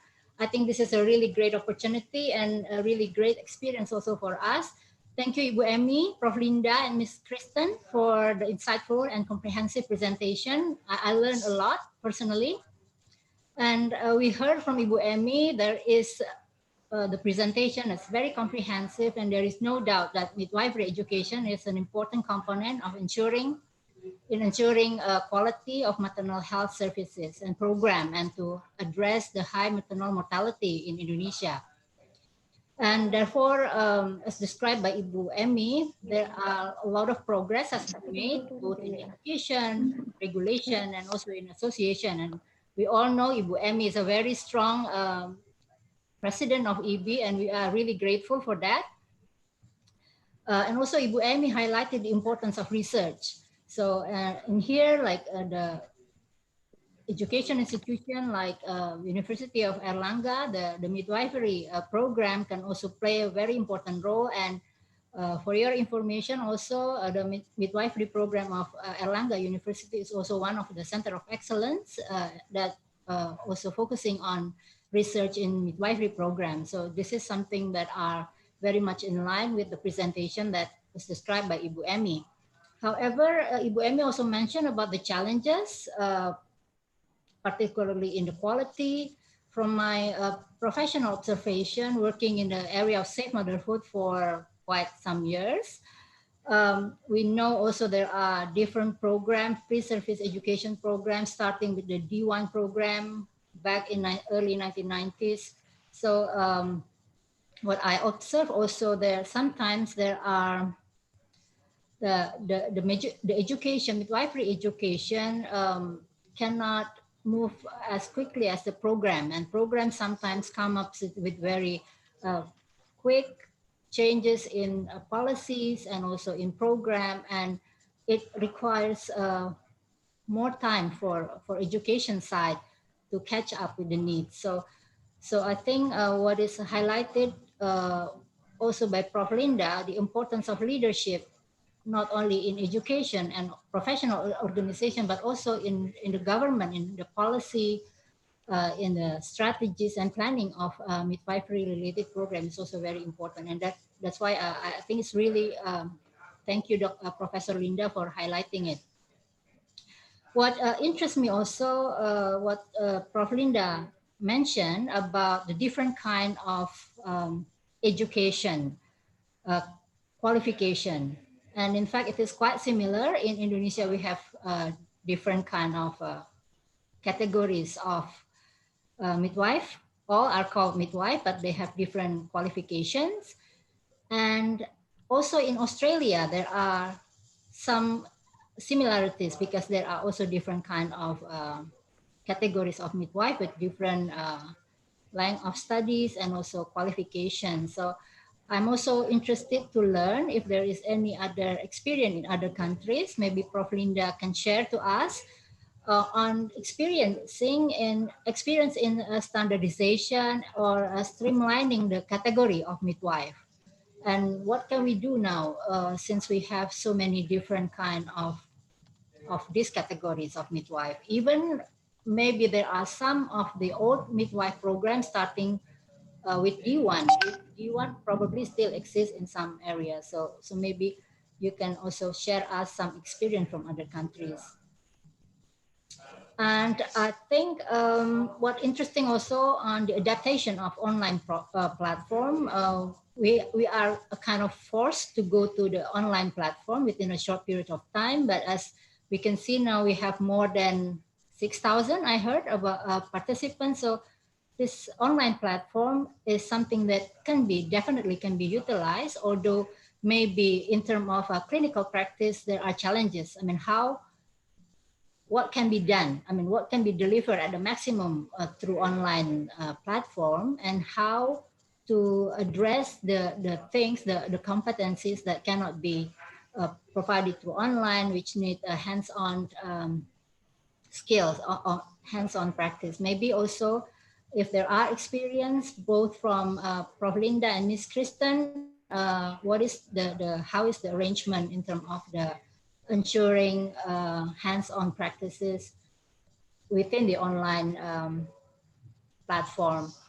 And lastly, about the critical thinking, I think it's a very important topic and also very challenging also, because it is maybe we are used to a kind of more directive approach, and critical thinking is requiring a more critical and also understanding the context. And for me also, it will be a challenge in the setting like in the pandemic, in the COVID pandemic setting, where we introduce or we start to do online consultation, for example, and our understanding of the context of the clients may be not as comprehensive as when we are meeting face to face. So it is something that we need to think about in the future. And for me, thank you very much, all presenters, for the very great and comprehensive presentation. I think we have also a lot of to learn and needs thinking how to innovate in the future. Thank you. Okay, thank you very much, Ibu Yum and Ibu Ima, for your words. Well, now let me to read the questions from our audience. Yeah, as we know, surprisingly, we have so many questions here, hundreds of questions. And as I said previously, we will choose the questions that only topic-related questions will be discussed. And my colleague has helped me to sort the questions. Generally, all questions are directed to all speakers, so I will try to ask to one of our speakers according to the question's topic. All right. So this question is for Bu Emi from Sultanah Zaharia in Bahasa. Please read me in Bahasa. Assalamualaikum. Sebagaimana dijelaskan Ibu M untuk tingkatan pendidikan kebidanan, di manakah posisi D4? Berdasarkan bagan yang disampaikan, vokasional hanya terdiri dari D3. Namun demikian, kita ketahui masih banyak institusi yang menyelenggarakan pendidikan D4. Terima kasih. Alright. What is the position of D4 vocational education? Because based on Bu Emi's presentation, vocational only consists of diploma 3. But in Indonesia, many institutions running for D4 education level. Okay, Ibu Emi, time is yours to answer the question. Okay, do I have to answer in English or maybe better in Bahasa? Maybe in Bahasa, because the question is in Bahasa, right? Okay, right. Ya, ini barangkali udah bolak-balik ditanyakan ya. Mungkin setiap kali seminar kita selalu memberikan informasi bahwa kita sudah mengatur sedemikian rupa pendidikan kebidanan. Ada pendidikan vokasi, ada pendidikan profesi, ada pendidikan akademik. Pendidikan vokasi kita hanya ada satu, yaitu diploma 3. Jadi diploma 4 nanti udah nggak ada lagi. Diploma 4 itu yang namanya pendidikan profesi, itu pendidikan lanjut dari sarjana atau sarjana terapan.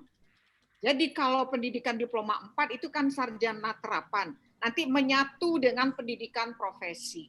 Tentu saja D4 itu tidak lagi boleh berdiri sendiri, karena dia menyatu dengan pendidikan profesi. Nah, kalau yang belum ada izin pendidikan profesi masih membuka D4, mestinya tidak lagi dibuka. Kecuali sudah punya izin profesi. Karena dia itu akan blended. Ya, dari sarjana profesi atau sarjana terapan profesi. Jadi ini kita sudah firm, sudah komit, sudah sepakat pada saat kita merancang undang-undang kebidanan. Jadi tidak banyak kategori. Tadi saja Prof. Linda bertanya, apa bedanya D3 dengan profesi? Ya kalau boleh saya memberikan informasi di sini, bisa saya ada beberapa slide, Mbak, kalau Prof. Linda kepengen diberikan informasi bahwa ada bedanya. Nanti ada slide saya sebetulnya yang ada 2-3 slide untuk memperlihatkan kalau profesi itu apa, kalau vokasi itu apa, scope of work-nya. Ya, jadi kalau D4 tidak ada lagi, dan itu akan berhubungan dengan uji kompetensi. Uji kompetensi D4 itu kan tidak ada lagi, terakhir tahun 2020 ini, nanti bulan Oktober terakhir. Nah, kalau masih diproduksi D4, dia tidak menyatu ke profesi, itu nggak mungkin dia dapat STR. Nah, mohon perhatian teman-teman yang di institusi pendidikan, ayo bersama-sama kita perkuat pendidikan kebidanan, kita ikuti aturan yang sudah kita sepakati, yang sudah ada di dalam undang-undang kita. Saya rasa itu, Mbak. Baik, terima kasih Ibu Emi. Sedikit ingin mentranslate dari jawaban Ibu.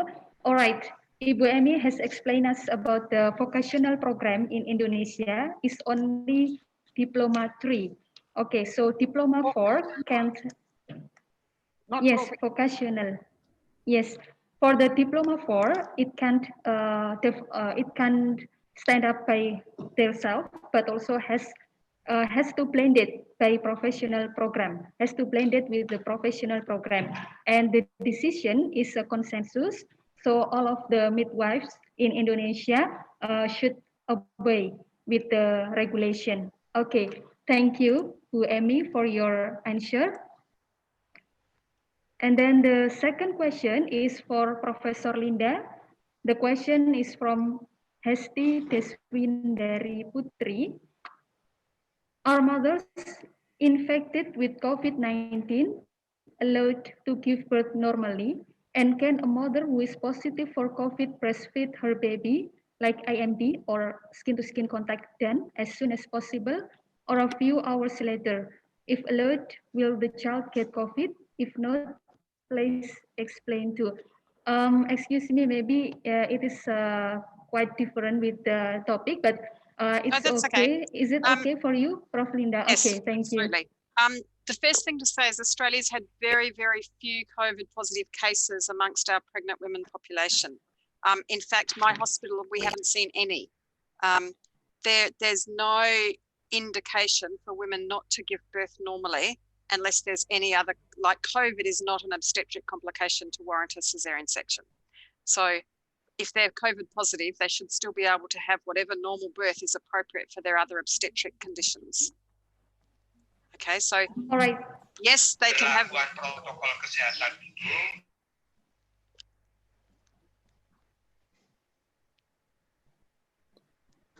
Sorry? Sorry. Someone else. Okay, thank you. Yeah. And Yeah. with regard to All right. breastfeeding, yes, absolutely, we encourage breastfeeding. But we're just teaching, you know, we're as I said, we haven't had any positive cases where I work, but the intent is if we do that, we're encouraging women about all the hygiene factors, wash their hands before and after, you know, alcohol rub if they need to, wearing a face mask before and after contact with the baby, and yeah, continue breastfeeding as the woman chooses. I just want to point out one comment to Risnawati about the midwives. In Australia, we have different levels of programs and different durations, but that all graduate as a midwife at one level. So there's not actually different levels like Diploma 3, Diploma 4 and academic. They still all sit at the same entry to practice level because they all meet the same competence standards as one level of midwife. It's probably the easiest way to explain it. Kristen might want to add more, but. And the other comment you asked also about the second part of the question. It was about how long for skin to skin contact. So as soon as possible, within an hour is our standard. And baby feeding within an hour. And there are guidelines from the World Health Organization. And so if you're not sure, then there's evidence out there and there's guidelines. So if you're not sure, there's lots of places to find that information. Mm.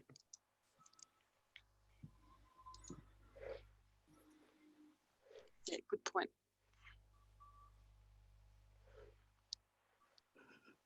Any other questions for Rita? Okay, right. Thank you, Professor Linda, for your answer, and also Ms. Kristen. Right, for the next question is question for Kristen Graham from Siska Helena.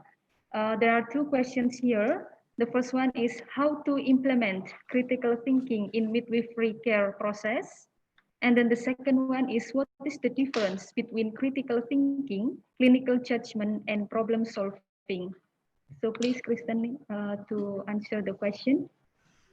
So the first question, that's actually quite a long process that we went through in terms of the process of actually having clinical reasoning through midwifery. So you use that cyclical process, and that information is available on the web. Well, can you just repeat the second question again? Sorry, that the difference between critical thinking. Okay. Yep, the difference. What is the difference between critical thinking, clinical judgment, and problem solving? So again, we did go through that in terms of they are slightly different. They are interrelated. So critical thinking, clinical judgment, or clinical reasoning would be fairly similar. I would imagine, in terms of the different types of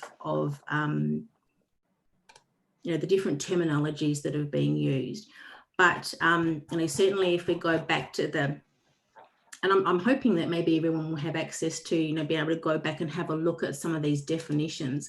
So when we're thinking about clinical reasoning, it is about, collecting cues. It's a process where you collect cues and you process information right through to evaluating outcomes and reflecting on and learning from the process.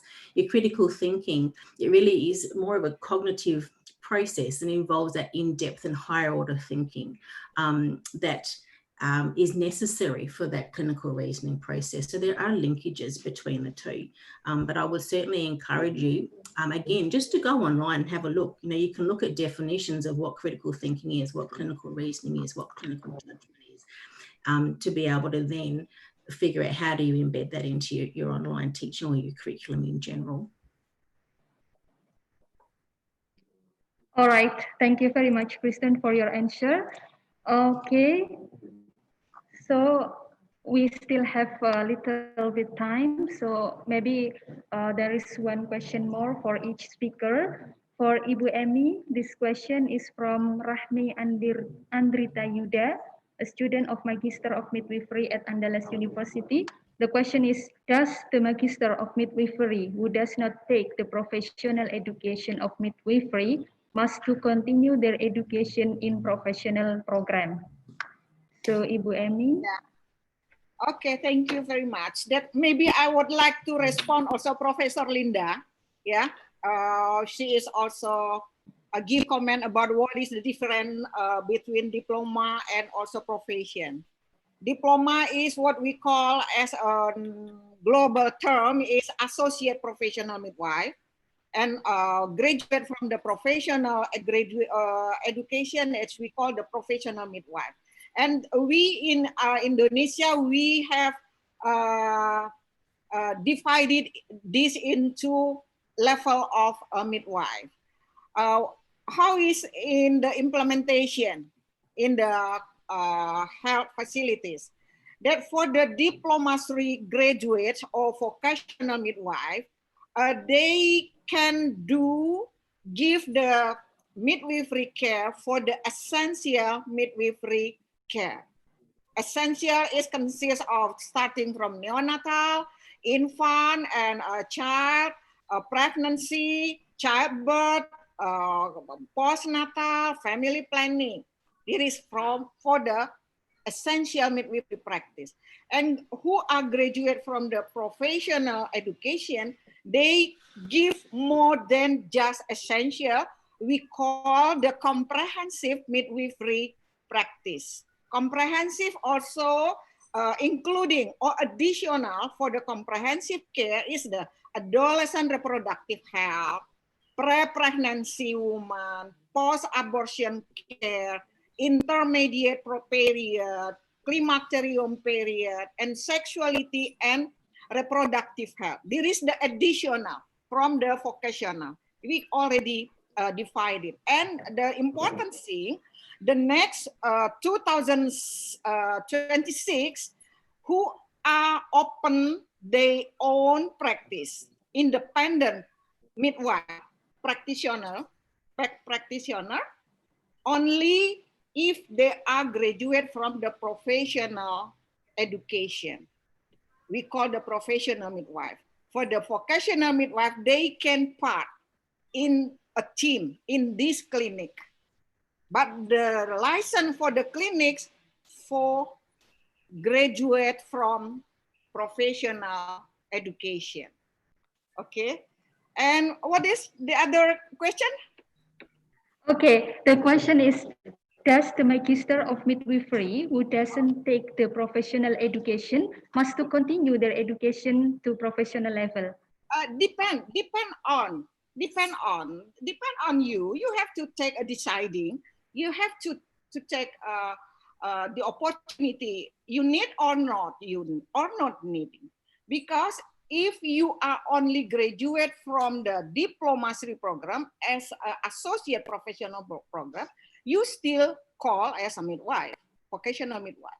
And you are teaching on the subject based on your last education in midwifery, of course you are teaching in the scientific or academic topic, not for clinical.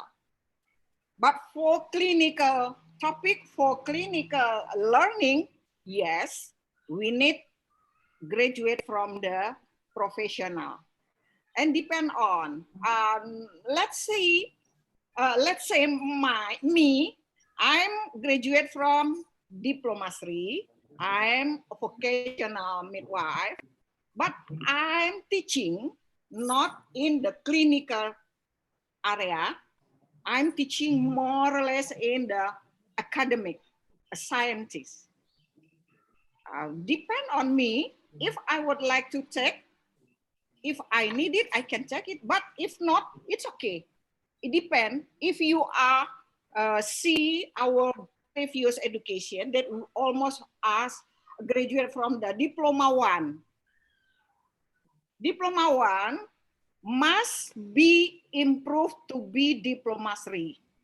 Because in the law of health workforce law, the health workforce, the minimum graduation for health workforce, not only for midwifery, for all health workforce in Indonesia, the minimum level they are graduate from the diploma 3. If they are still graduate from diploma 1, they will degrade this. They not more including as a health workforce, but they will include health workforce assistants. Health workforce assistant. It is different. From diploma 1 to be diploma 3 must be. Diploma 3 to be professional depend on us. We need or not. Me, I'm not open my own clinic. I'm not open my private practice. I think I still thinking, do I have to take it or not? That's clear? Or maybe I have to answer in bahasa? Okay, I think it's clear, Bu Emi. Yep. Baik, saya rasa sudah cukup jelas Bu Emi menjelaskannya karena dari beliau penanya juga menjelaskan bertanya dalam bahasa Inggris dan saya rasa tadi Bu Emi sudah menjelaskan cukup jelas. Karena ini juga terkait dengan keterbatasan waktu. Baik, kita beralih pada Prof. Linda. Okay, for the next question is directed to Professor Linda. That question is from Cynthia Din Islamiati. The question is how to learn and teach more effectively during pandemic like this. Because in my opinion, for the midwifery education, it is very difficult to do online learning at home. For example, when doing practical exams at their campus. So please, Professor Linda, to answer this question. Yeah, if you're teaching if you're needing to do an assessment of practical skills, you need to do it in person. It's very difficult to simulate that over some kind of video streaming or whatever in people's homes. And there's going to be times where we can't do everything online. When you are teaching online for theory topics or talking about even introducing practical skills for them to start to see how they're performed.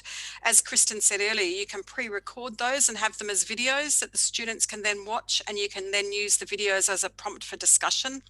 And it's really good if you use something like Zoom or Blackboard Collaborate. I don't know what systems you use at Elanga and the other institutions, but you can put students in groups and get them to discuss together what they might do. So you might ask them questions about a scenario. So scenario-based learning is really, really good way to do it, which is similar to what Kristen showed. So you present a scenario and you get them to start to think about what would they do in this situation, or what information do they need to know. Get them to work through it in groups and get them to learn together, and then come back, and then you give them more information, or you answer their questions about the information they think they need to know. And you've got that opportunity to prompt them on what else might they need to think about. Now, you don't have to come up with all the answers in one session. It might be over a course of 2 or 3 sessions, whereby you ask the students to go away and look up some information. You might send them off to do some reading around postpartum hemorrhage or around eclampsia. And then you come back and you help them make meaning of the scenario and what they've learnt through discussions online, or even through things like simple quizzes, so multiple choice questions where everyone has to come up with an answer quickly, and you can do that anonymously so that the student can get a sense of where they know whether they got it right or wrong against the general population of the students in the group. So if you've got a large class, online polling or multiple choice quizzes is good, because students will learn, if they get it wrong, they'll see that most of the class knew the answer and they didn't, so they need to do some more learning. Or if they're all getting it wrong, as the teacher, you know you've got to go back and revisit that topic and reteach it so that they improve their knowledge. Okay, thank you, Professor Linda, for your answer. Right, for the last question is for Ms. Kristen Graham. This question is from Ernie Rosita Dewi. Okay, the questions are, the first one, should we start thinking and designing midwifery education, which offers a specific specialization in Indonesia, considering that midwifery science is a broad scope and each midwife has different interests or passions? And then the second question is, are there specific guidelines or recommendations for conducting training for midwives outside formal education in universities included in this pandemic situation? Thank you. Okay, Kristen. Okay. Right. Okay. Yeah, so Linda and Dr. Emmy, you might want to talk about this as well. I think the first one, training midwives in specialty areas.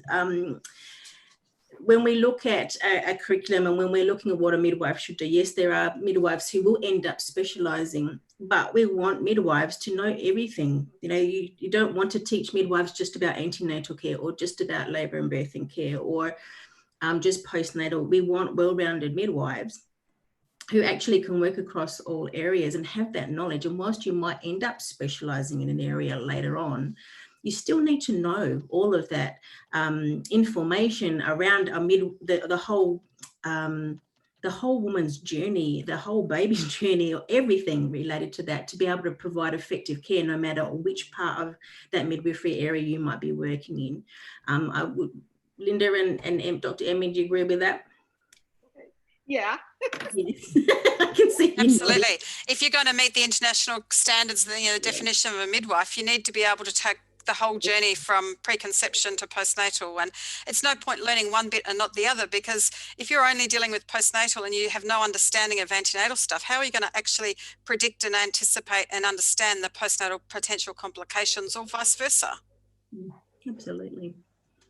Yeah, so definitely across the spectrum is really important. What was the second question? So that was there's quite a lot to that second question. So. Okay, all right. Okay, for the second question is, are there specific guidelines or recommendations for conducting training for midwives outside formal education and universities included in this pandemic situation?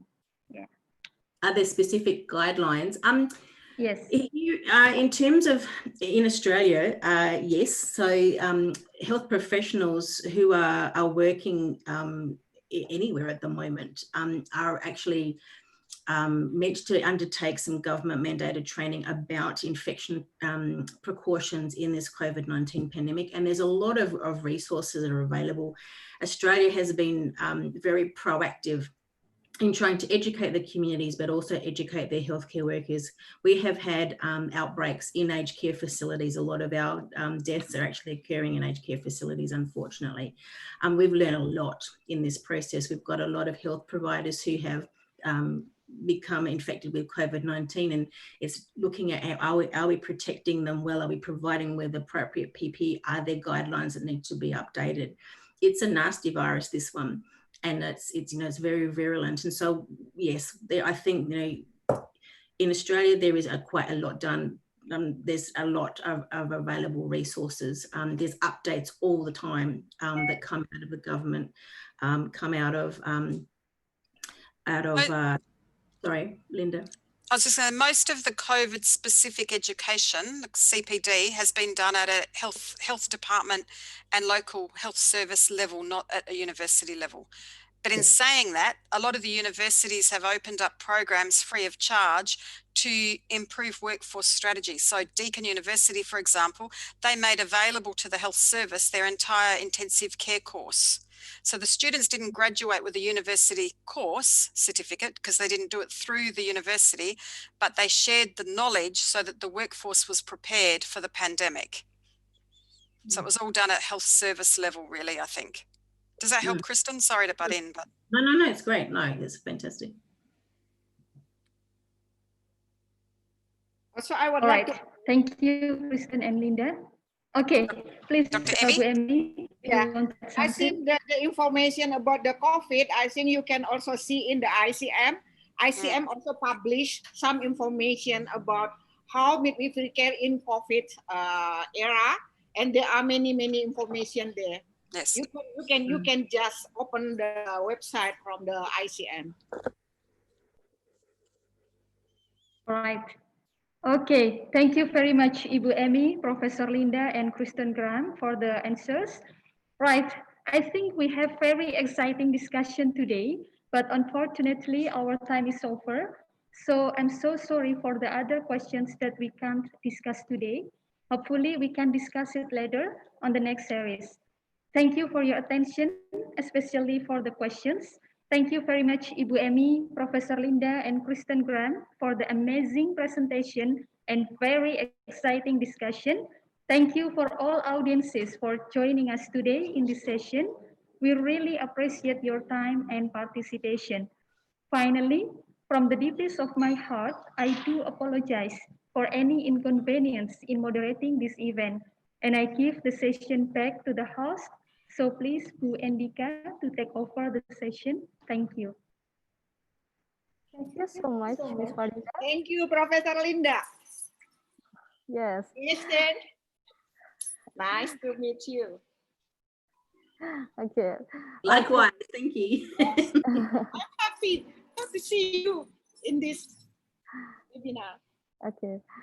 Thank you so much, Ms. Farida, and thank you so much for all speakers. Such an amazing and interesting discussion. We have finally come to the end of our webinar. I would like to say thank you again for all honorable speakers, Ibu Emmy Nurjasmi, Professor Linda Sweet, Kristen Graham, and for special attending guests, Head of Indonesian Midwifery Education Association, Ibu Jumiani Ilyas, and from UNFPA representative, Ibu Elvira Rianto dan Ibu Disnawati Imakrianti. We are deeply grateful to have all of you here. Thank you for our speakers for giving us interesting discussion. We learned a lot of information today. And to all participants, thank you for the enthusiastic participation. We got so many questions, but we are so sorry we cannot answer all the questions. On behalf of Faculty of Medicine Universitas Airlangga and Airlangga Webinar Conference Committee Series, I would like to thank everyone who joined us today. We really hope today's presentation and discussion will give impact to midwifery education, especially in Indonesia. Let me speak bahasa for a while. Saya ucapkan sekali lagi terima kasih kepada para peserta Airlangga Webinar Conference Series dan mohon maaf jika ada kesalahan. Hopefully, you can join our next midwifery series. For more information about midwifery webinar, please stay tuned to our Instagram account @kebidananfkunet. See you next time. Wassalamualaikum warahmatullahi wabarakatuh. Waalaikumsalam warahmatullahi wabarakatuh. Thank you so much, Prof. Linda, Kristen.